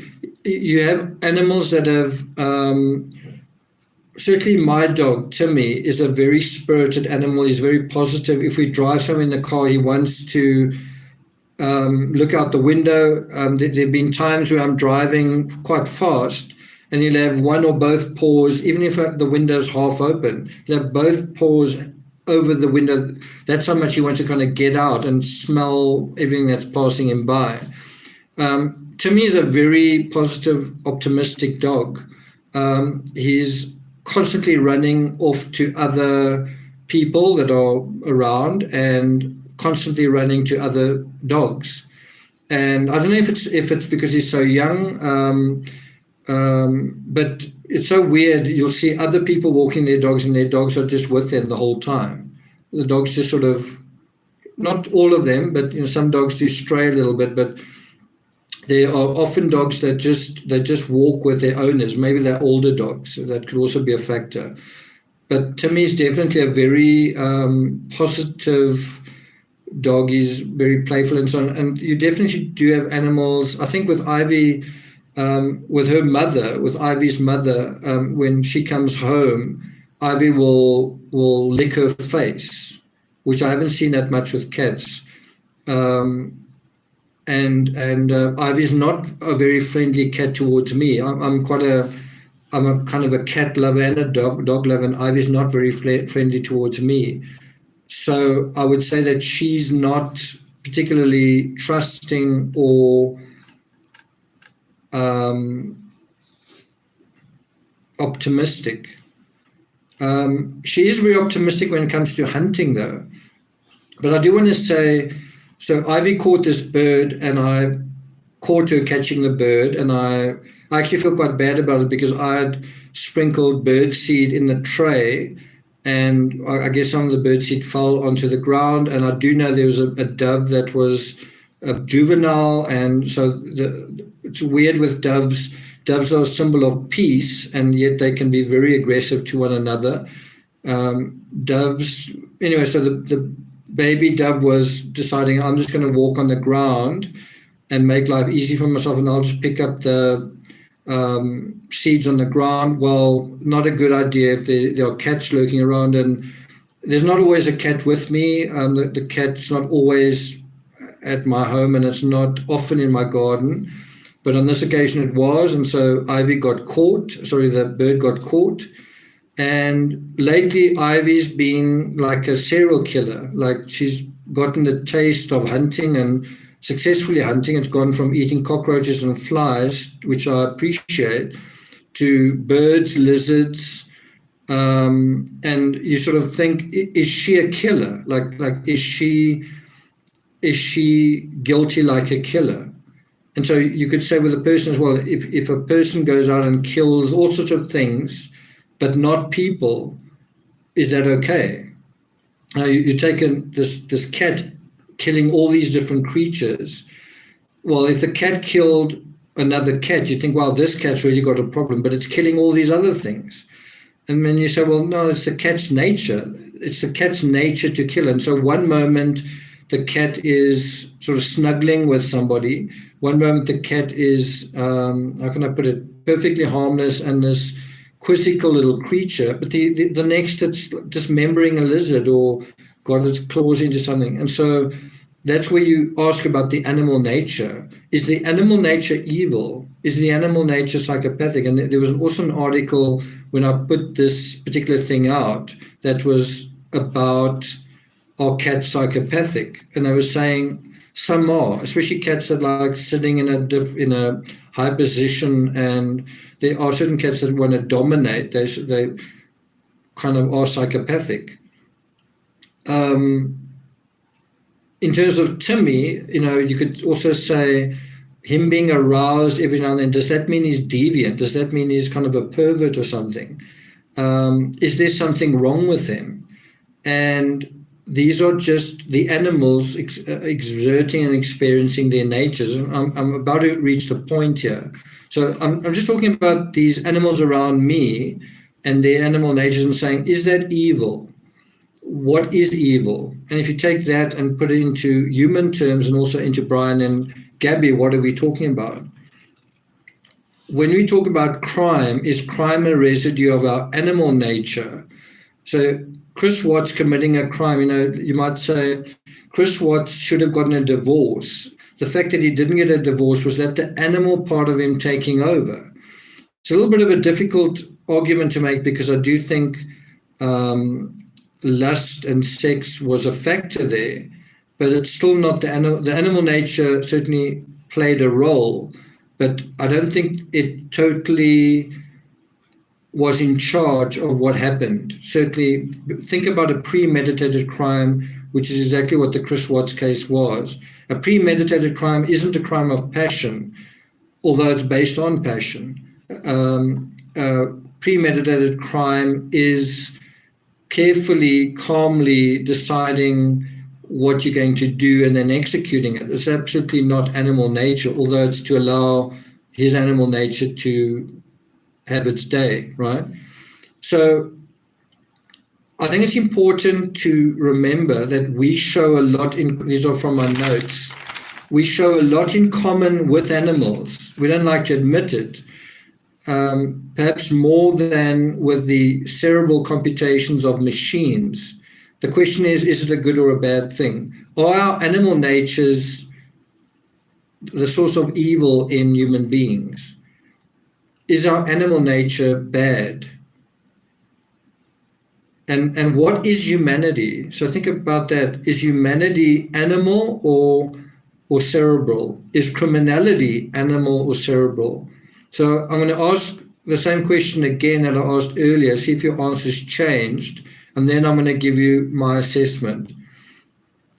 Do you think that the animal nature is responsible for what happened to Gabby? Yes or no? Let's just see what you guys say. Do you think that Brian's animal nature is responsible for what happened to Gabby? Yes or no?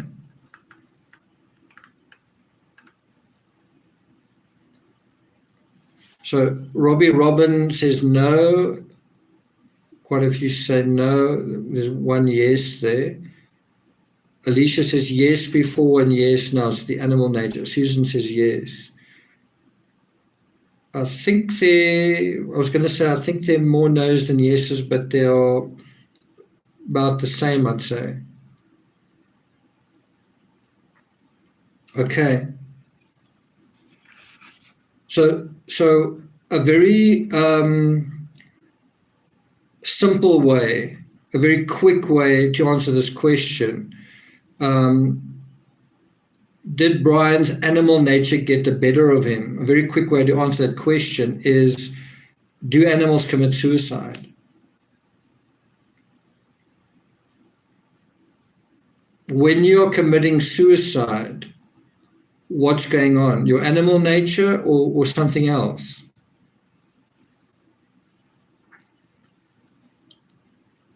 Stargirl says not sure now.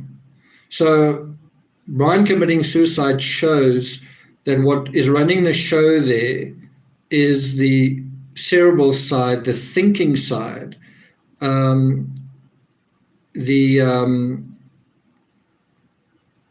computer is directing the activity. And you can also think that creativity is something that isn't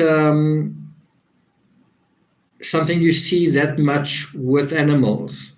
I don't want to say that animals aren't creative or that the animal kingdom isn't filled with creativity, but a lot of what they are doing creatively is instinctual, such as a bird building a nest.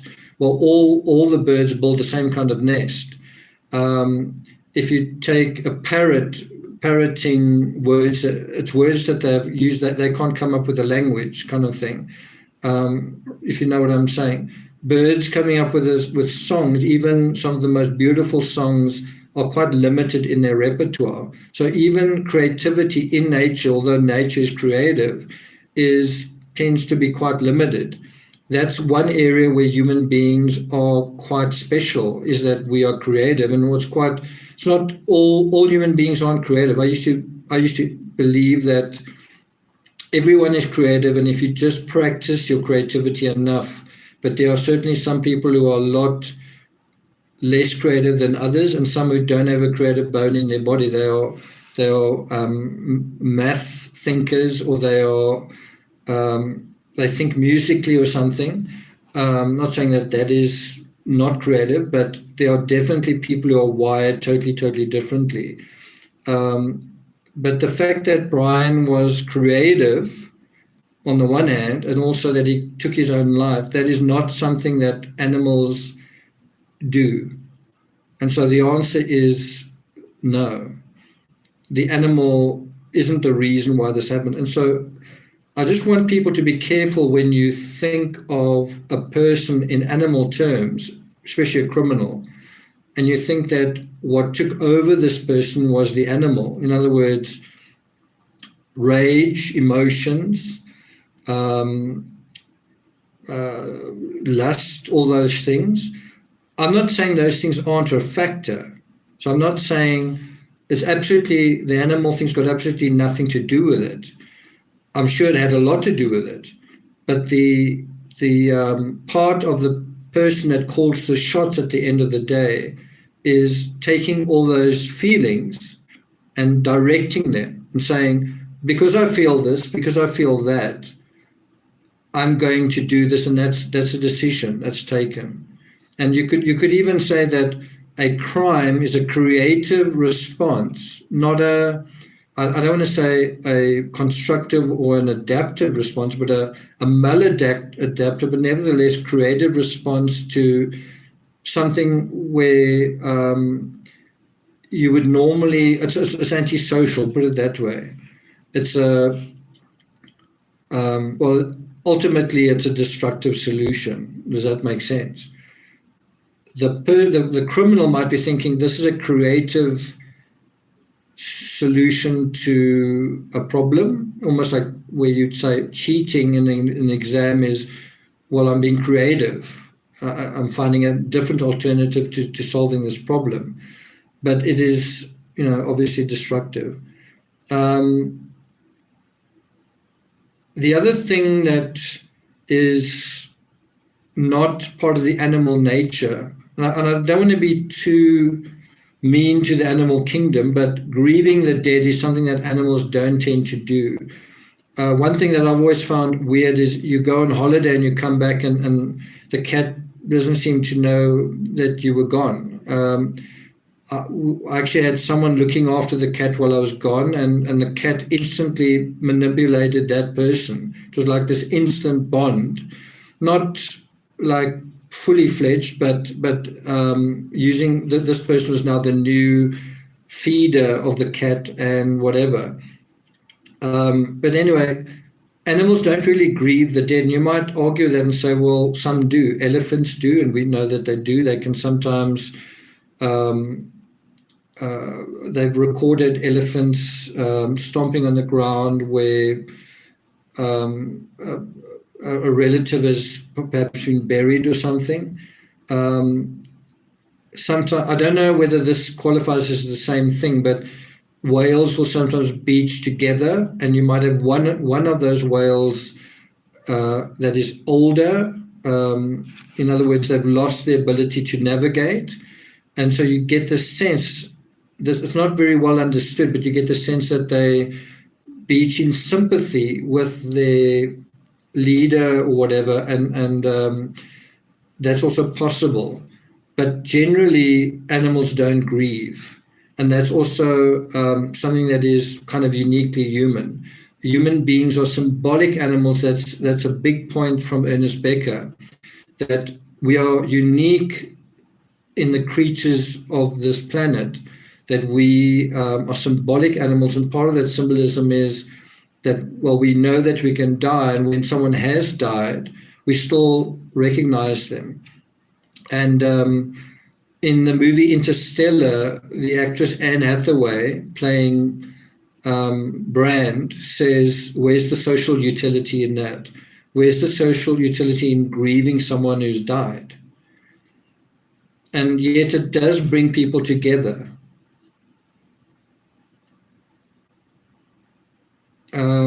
Molly Moon, what did you say that Stephanie agreed with? I'm trying to find your comment.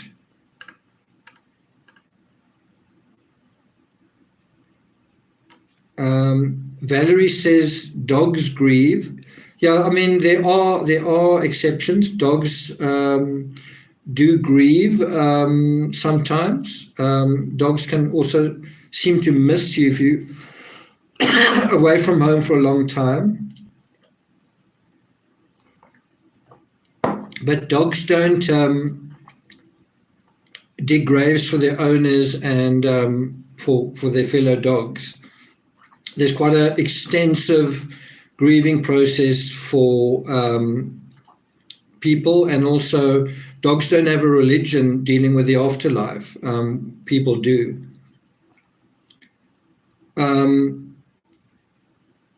generally animals don't grieve. So, if you can show me a sad bird, where, anyway, I don't know how familiar you guys are with African wildlife and, things that are going on. When there are a lot of antelope in a region, and a lion sort of does its thing, you don't sort of have the other antelope sort of having a vigil. They try and just get the hell out of there. But suicide certainly is unique to people, and our whole thing with graves and all that kind of thing. So the answer here is that you can make the argument, no, animals are actually more like people than people are, whatever. But the point is here that the animal nature in terms of this crime wasn't what caused the crime. It was to do with symbolic things such as, I think, Gabby's social media. I think the symbolism of the relationship failing, the symbolism of the fairy tale becoming a nightmare, the reality after Gabby died, that Brian's world has been destroyed. And I know a lot of people don't, there's some people who feel when Gabby died, there was no feeling regarding that. Brian didn't care. Brian wasn't upset. Brian didn't grieve. In other words, Brian committed suicide for the only reason was because he didn't want to get caught. There wasn't any distress regarding Gabby. I don't think that is true.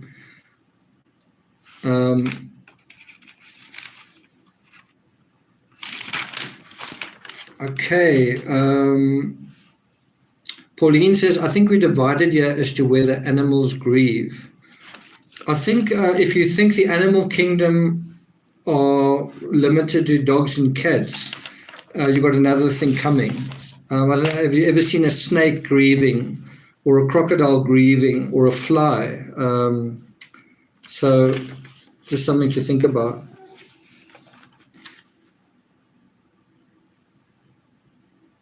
So I'm going to end off this discussion in terms of, I'm going to deal with some questions in a moment, in terms of how to actually achieve self-worth in modern society. And that kind of brings us back to Ethan Crumbly, but also Chris Watts, also Brian Laundrie.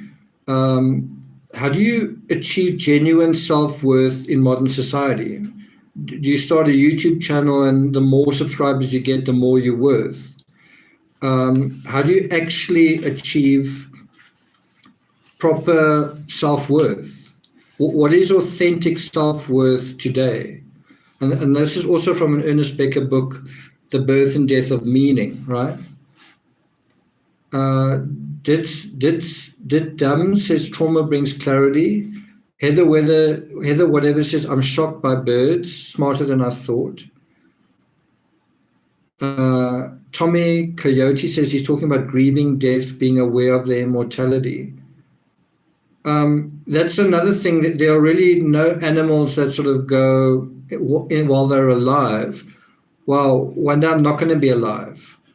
Animals just don't have that, which is why we love them so much, which is why a dog can have that joy of living. He's in the moment, whereas some of us, all of us here in the true crime community are aware of someone who is alive, who's no longer alive, and we're not happy with the exit out of this world and the aftermath, right?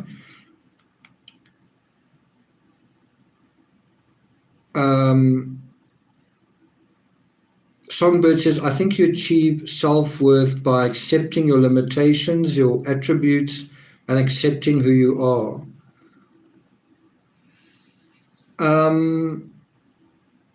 Heather whatever says, yes, the concept of death isn't there. I think that's part of it. So where you say, I'm enough in terms of who I am, but I also think doing and achieving and changing and increasing. So in other words, you think about increasing your self-worth. Actions do and decisions can increase your self-worth.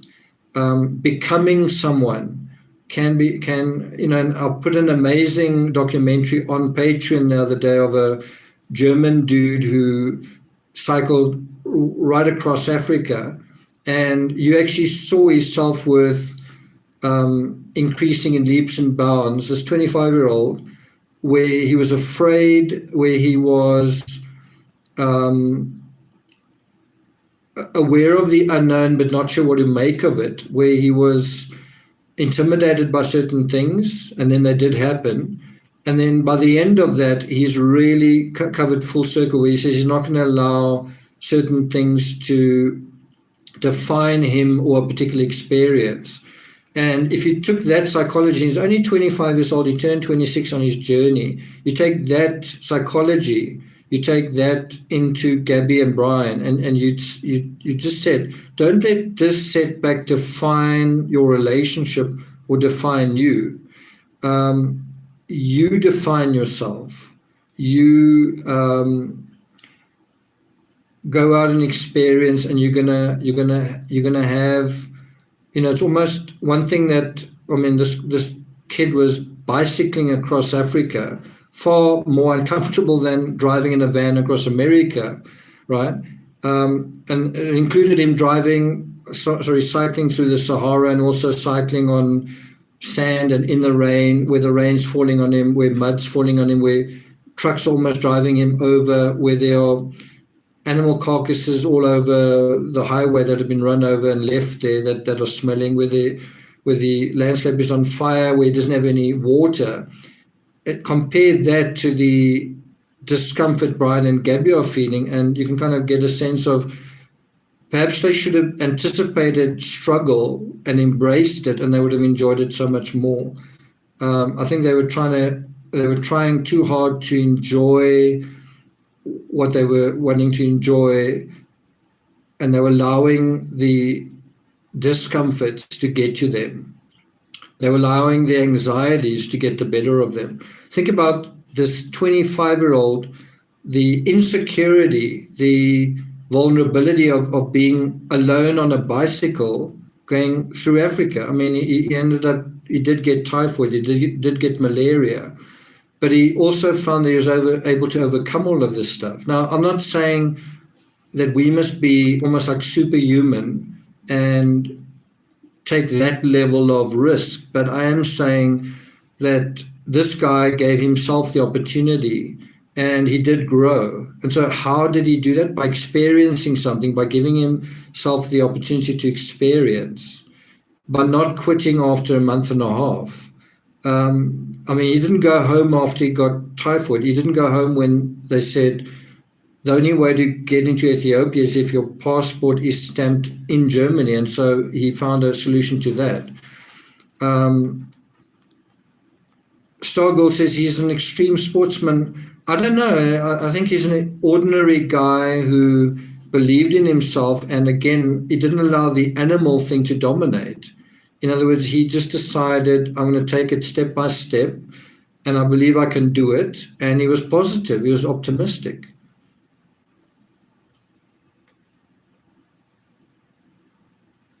Terry Dean says, I wish Brian had gone off on an epic solo bike ride. Bridget says, yes, I don't think Brian and Gabby thought about the reality of the great outdoors. Nature is beautiful, but it is brutal and unforgiving. Stephanie says, so wonderful, he found something he takes pride in and makes him feel good. CY says, will we ever find out if there was admission in the notebook? I'm quite astonished that there are so many people who are kind of saying, stop talking about this case, it's over, whatever. And it's like, but the notebook, we haven't even heard what is in the notebook. And I'm sure we will. I'm really sure we will. I wonder whether the notebook isn't being sort of held back while legal aspects are being decided. I wonder. I think one can also argue, who does the contents of the notebook belong to? Is it in the public interest? Does it belong to the Laundries? Is it a legal document?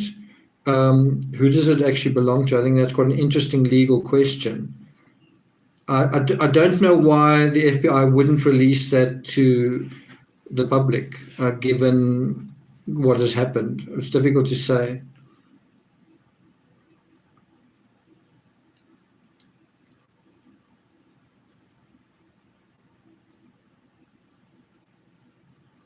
I think quite an important thing is if what is in Brian's notebook, if it's addressed to sort of us, if it's like a what do you call it?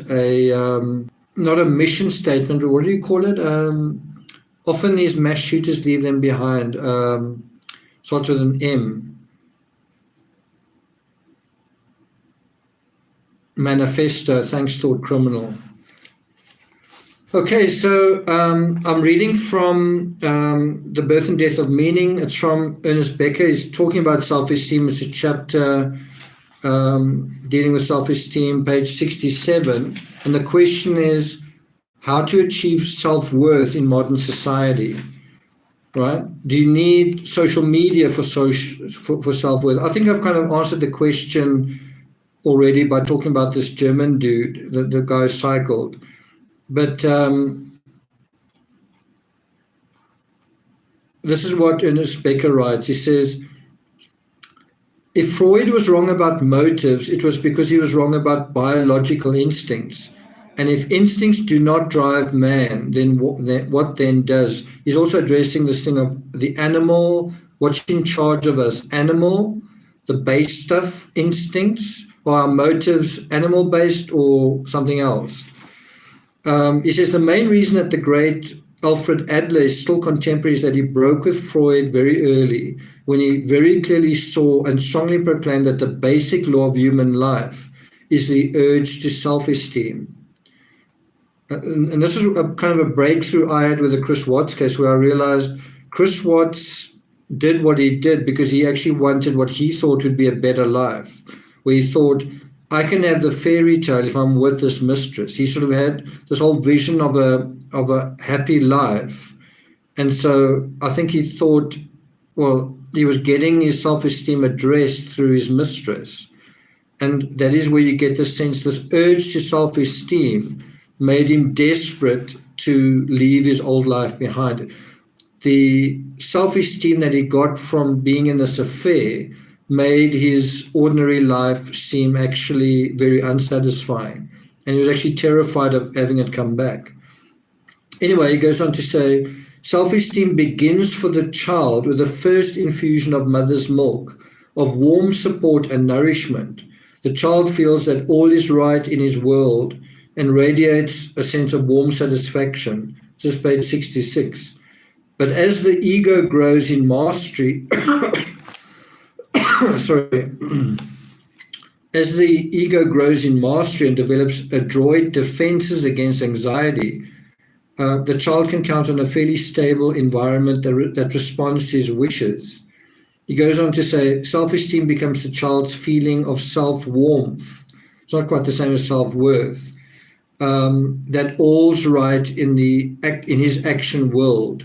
It is an inner self-righteousness that arms the individual against anxiety. It still hasn't answered the question.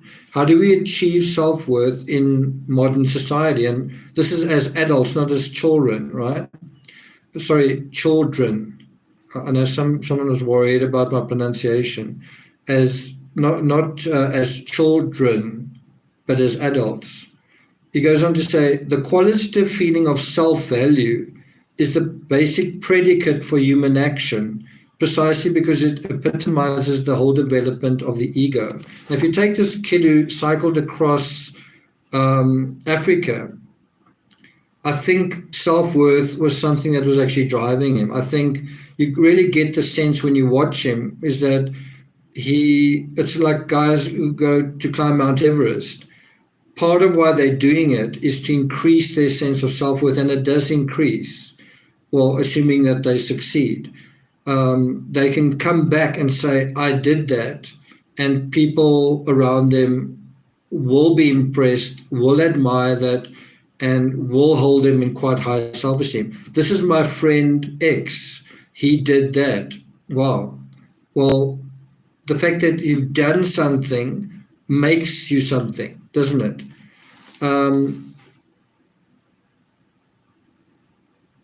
He says, this cannot be overemphasized. It permits us to take the final step in understanding the experience of socialization. The entire early training period of the child is one in which he learns to switch modes of maintaining self-esteem. Now, bear in mind, Brian and Gabby were quite young, and they may have had the sense of, oh, well, my self-esteem is safe. It's whatever it is. My parents love me. I'm who I am. That's good enough. But what does happen when you go from being a child to an adult and beyond is you switch your kind of allegiance. You get your self-esteem somewhere else, right? And so this is what he says. And he italicizes these words, switch modes. He says, quote, middle of page 67, he says, quote, the child learns painfully that he cannot earn parental approval or self-esteem by continuing to express himself with his body, end quote. And I think that in a way also raises a question mark with going to Mount Everest and with going to cycling across Africa, whatever, is that aren't you using your body to get self-esteem? You know, you're climbing Mount Everest, but in a way you might say, no, it's your mind that is governing that, where you're doing something very difficult, perhaps silly, perhaps ludicrously difficult, but you are actually showing the courage to do that. And that is what we respect. Not so much that the body did that, but that your mind took control of that and allowed you to do that safely, and you mastered this difficult experience, right? But if you think about Brian, who wants to walk around barefoot, and Gabby sort of being very interested in food, it's very basic stuff in a way. It's very basic stuff.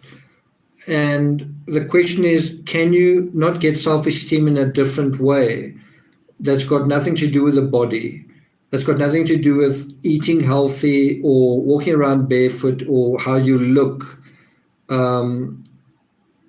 right? And so he goes on to say, listen to this, quote, he finds that he has to conduct himself according to symbolic codes of behavior in order to be accepted and supported, end quote. So this is the answer to the question.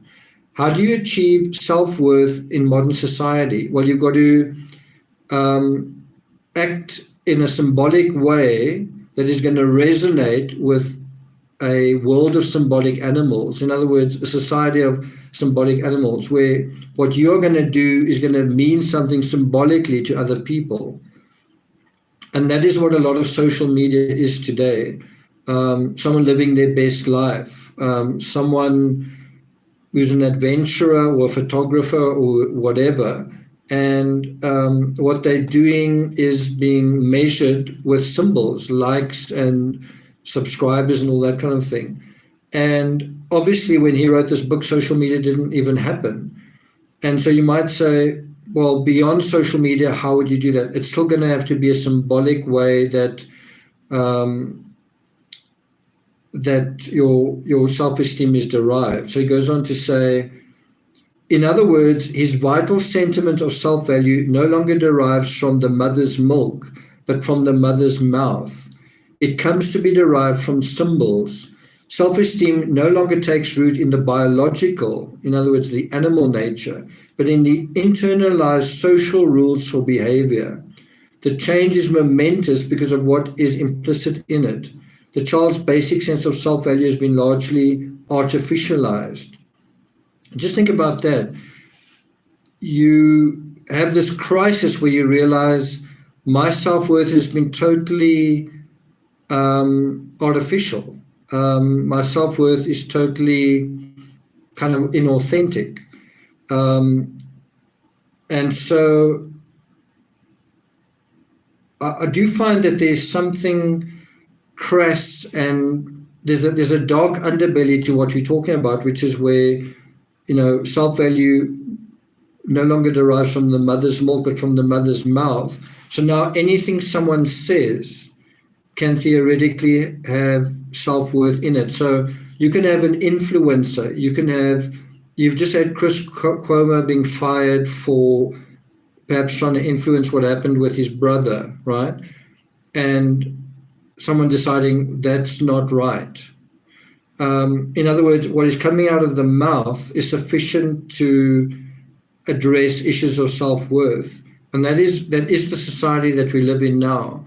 But it is kind of, I don't know how to put it. It's sometimes true and it's sometimes not. So you can have somebody singing your praises and it's absolutely fake and false. And you can have someone singing your praises and it's absolutely true. And that is the world that we live in. Our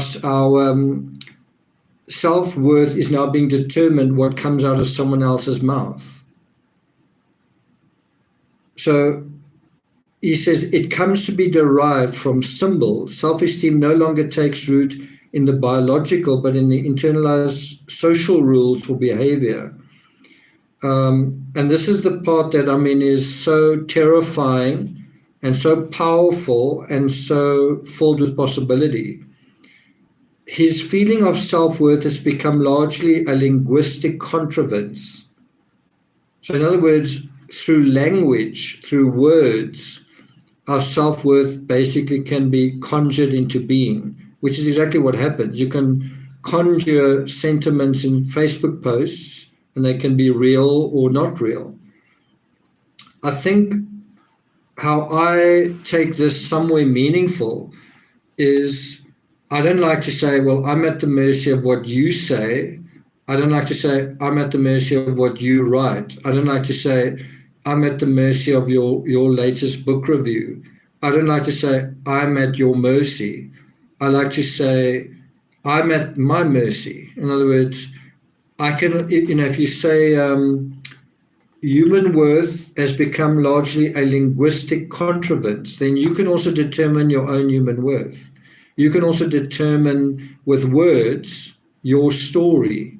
You can determine with words your identity, your narrative. And so if you don't like the role that you're in, you don't like the identity you have, you don't like the self-worth that you have, and I don't mean that you snap your fingers and you say, I'm a good person. I mean that you can change your story, you can put yourself on a different journey. I don't want to say that you can magic your way into something that isn't real. So I don't want to say, oh, I'm a good person, I am strong, like put a thrive patch on yourself and say those words and suddenly it's true. Not at all. But I'm saying that you can look at what people say about you or look at what you've been saying about yourself, think critically about it, interpret it and say, no, that's not who I am. You can direct that into a different direction.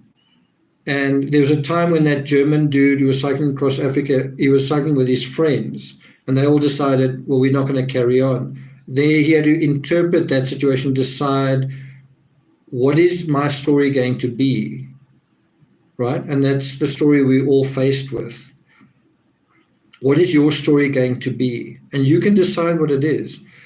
And obviously you can say, my story is going to be blah, blah, blah. But if you don't do anything about it, then it's very superficial. Your story is something you build every day. Your story is something that's not just a one-off. It is a journey. It can be a lifestyle or whatever. So you need to put actions to those words, but it does start with words. In other words, you can define yourself, right? You can define, not have others define you. You can define yourself. And that is how you can achieve your own self-worth. Not where, obviously if you see yourself as worthy in a certain way. It starts with you. You love yourself, whatever, and then other people might gravitate towards you or enjoy your confidence or whatever it is. If you don't have that, you're not going to have it. But don't wait on it from someone else before you have it. It can start with you. It should start with you. Katie says drugs played a huge role in the Sid and Nancy story. I'm not really familiar with that. Pauline says, if you don't like who you are, change your conversation. Yeah. Heather Whatever says, yes, when maybe circumstances beat down an inflated ego, I didn't know I was out of balance because I had low self-esteem. Someone said, no, you still think about yourself too much. That was a light bulb.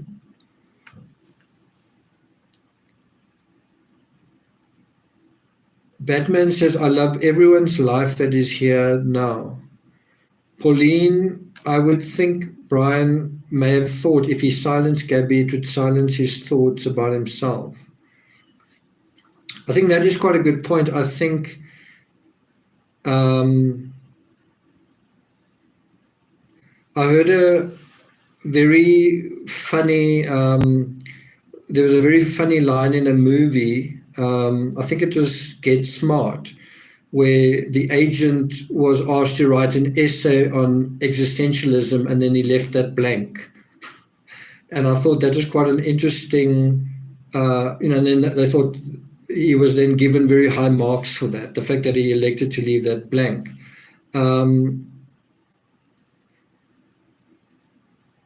I do think that in a way, Brian felt that he was in an existential crisis with Gabby, that Gabby was actually unwittingly threatening his, not his life. Brian's life was never in danger because of Gabby, but his symbolic life, his esteem was probably threatened in two ways. The one way is because Gabby's esteem was increasing, like, wow, you got this social power online that I don't have and could never have.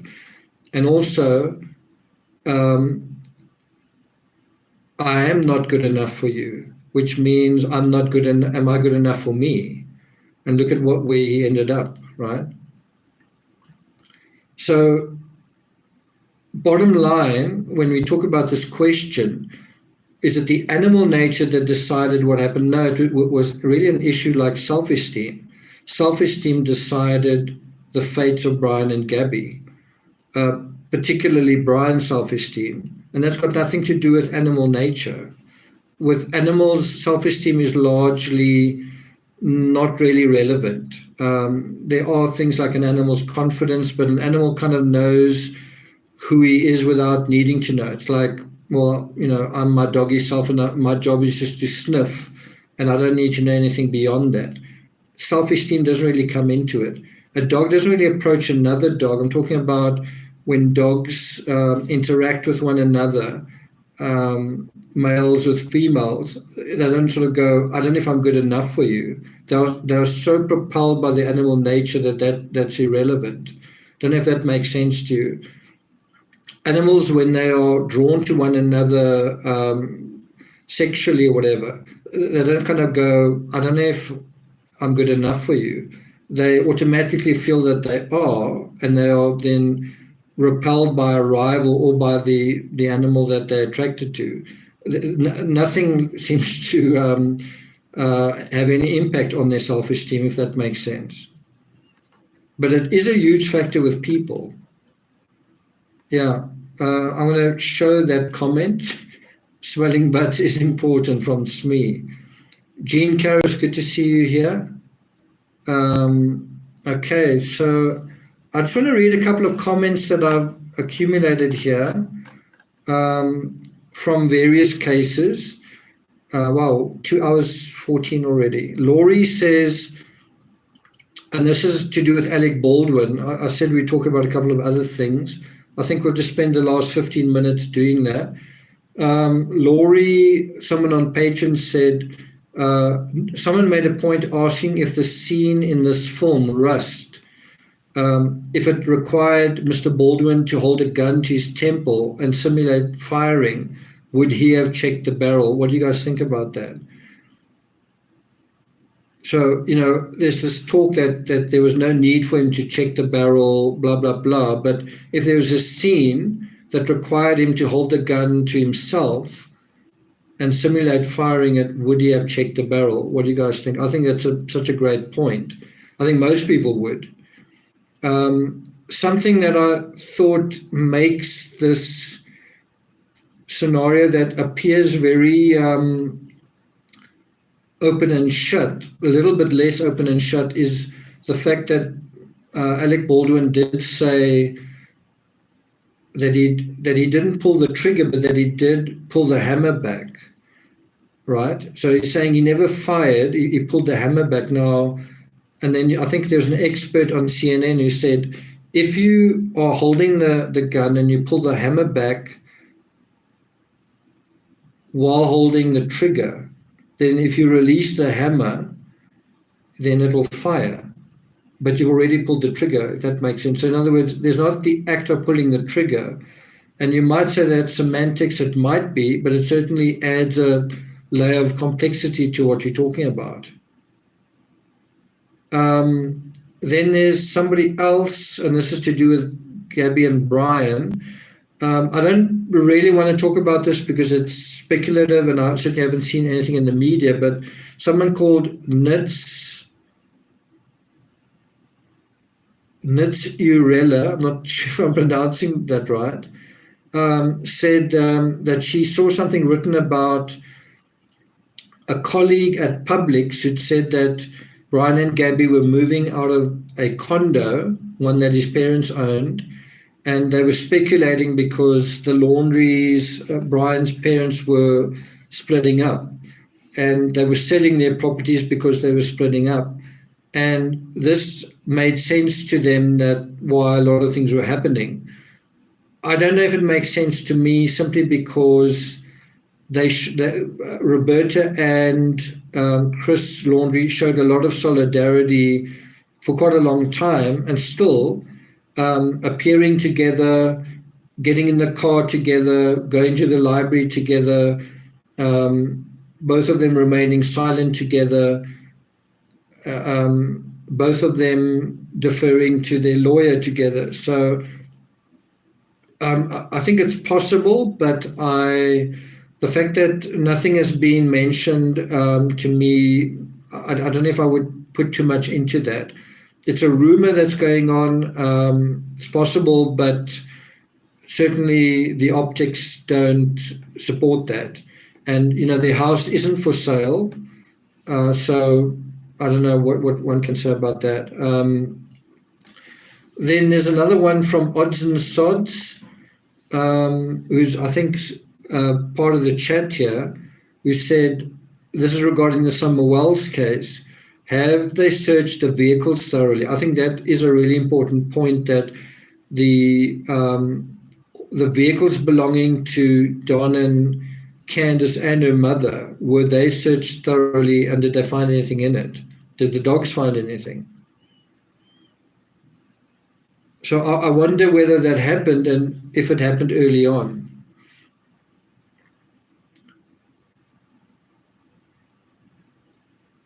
Okay,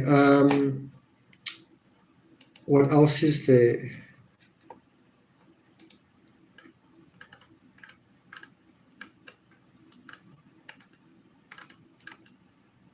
I've got some other material here, but I'm actually just feeling quite tired. I mean, it's a lot to do with Ernest Becker, and I feel like I've really dealt with that. So I don't know if I'm going to deal with any more of it. Casey says, where's Grandis? Thought Criminal says it's negligence at a minimum. There seems to be quite a lot of negligence in quite a few crimes that we've been dealing with. Noel with an E says he wasn't trained in gun safety.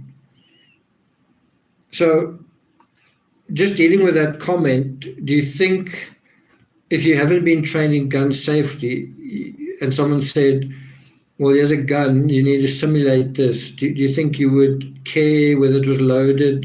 Do you think you would think about that? Heavenly Cloud says, thought criminal, yes, it is bad for Alec, but he has powerful friends. Wonder if he will get off scot-free. Stephanie says, thank you for tonight. Thank you, Stephanie. I hope your dad's doing okay. Corina says they might have found back together over this tragedy, the Laundries.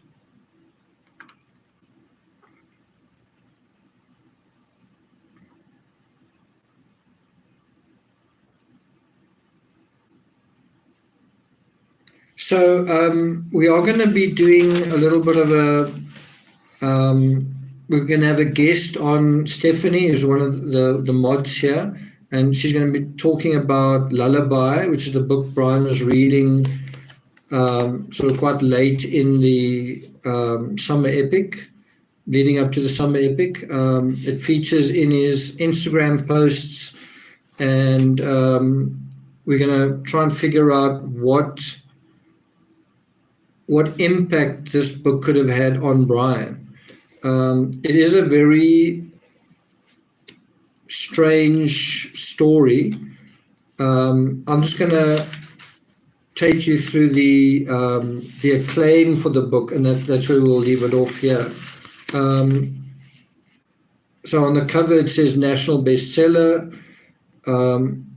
It says a story so eccentric and complex that you begin to understand why the author's literature is a breed all of its own.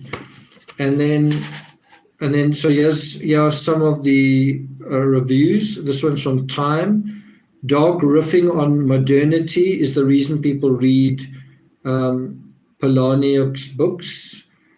His books are not so much novels as jagged fables, cautionary tales about the creeping peril represented by almost everything. Now, if you think about someone suffering from anxiety, Brian suffering from anxiety, and you reading about the creeping peril represented by almost everything, is that going to be good, affirming fuel?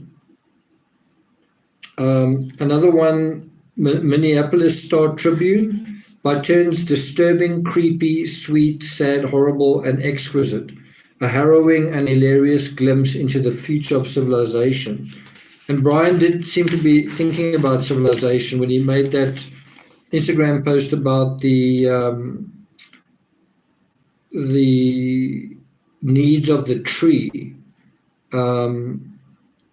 He seemed to be thinking about what the world needs to be doing.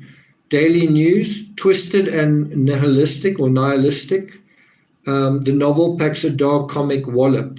Think about those words, twisted and nihilistic, and the words bizarre design. It's kind of like the same thing. CNN said a darkly twisted yarn, deeply disturbing and deeply disturbed.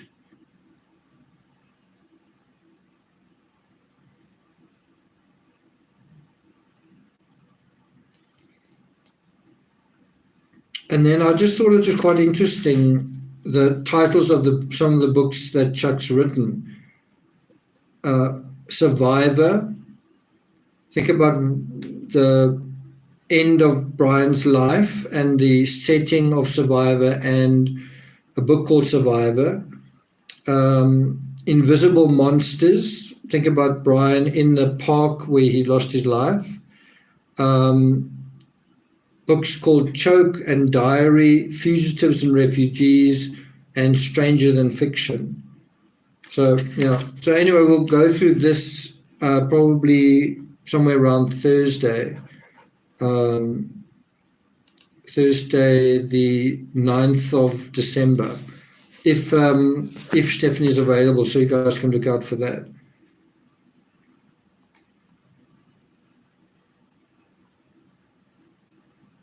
Songbird says, sounds good to me. Okay. Tommy Coyote says, I like this format. I like being able to see you thinking through things. Your voice is a real joy. Thanks, Tommy. Robbie Robin, thank you so much. Tommy's just down here. I don't know if you've been able to hear him snoring. Stephanie says, Thursday's good. That's good to hear.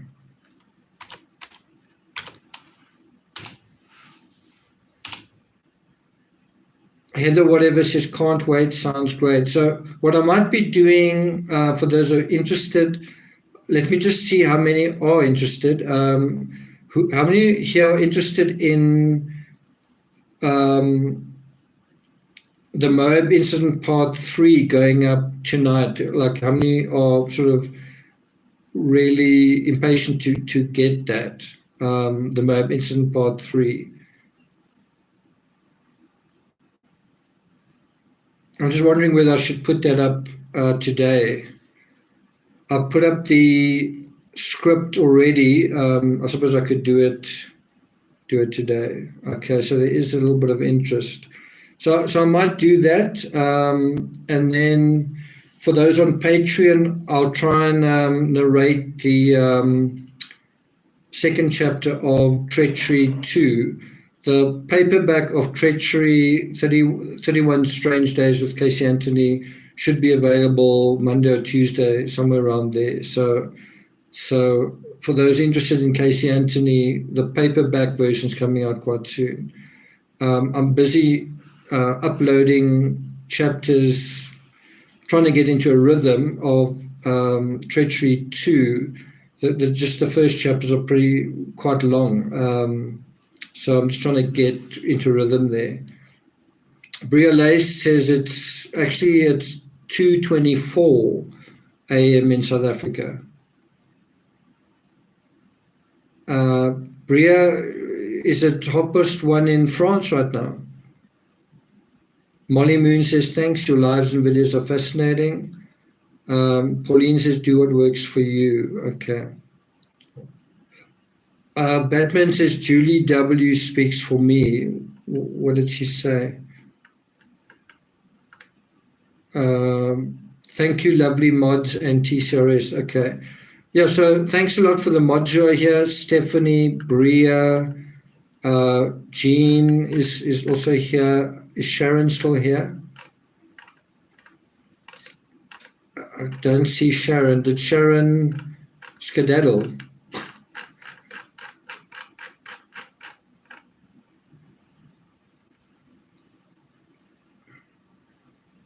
Donna Parker says, I would like to know the titles to the books you have written also.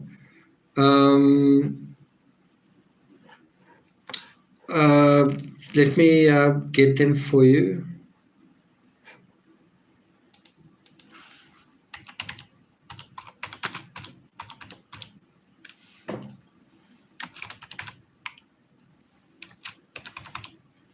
What have I just done? Not used to typing on this keyboard on this computer.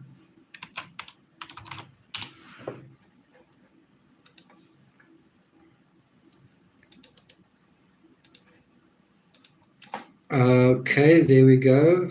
Sharon was driving in snow. Oh, okay.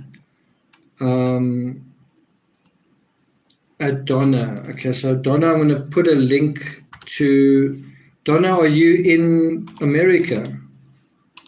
Because these are all the titles from Amazon.com.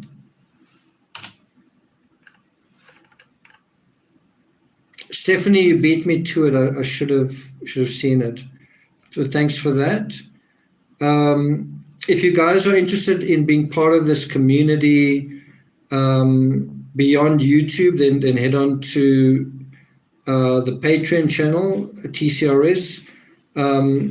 There's still an awful lot of content that is available daily on the $1 tier. So for $1 a month, you can get to chat to all these lovely people that are here. And I look at all the comments, all the comments that are made on Patreon are emailed to me, and I read all of them and I try and respond to as many of them as I can. Becky B says, I'm almost positive we would have checked the barrel.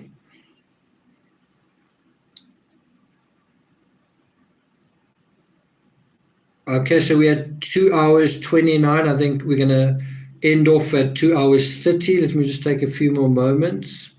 Stephanie's just put a link to Patreon in there. I also want to do a couple more episodes on Summer Wells on some of what went on Dr. Phil. something that I missed was where Candace was actually asked something like, do you know who took Summer? And so I'm going to be talking about the answer that she gave / didn't give, probably early next week. So look out for that. I'd like to have Timmy say goodbye, but Timmy is definitely having a good snooze. I don't really want to wake him up. I want, there's a saying, let sleeping dogs lie. So let's do that.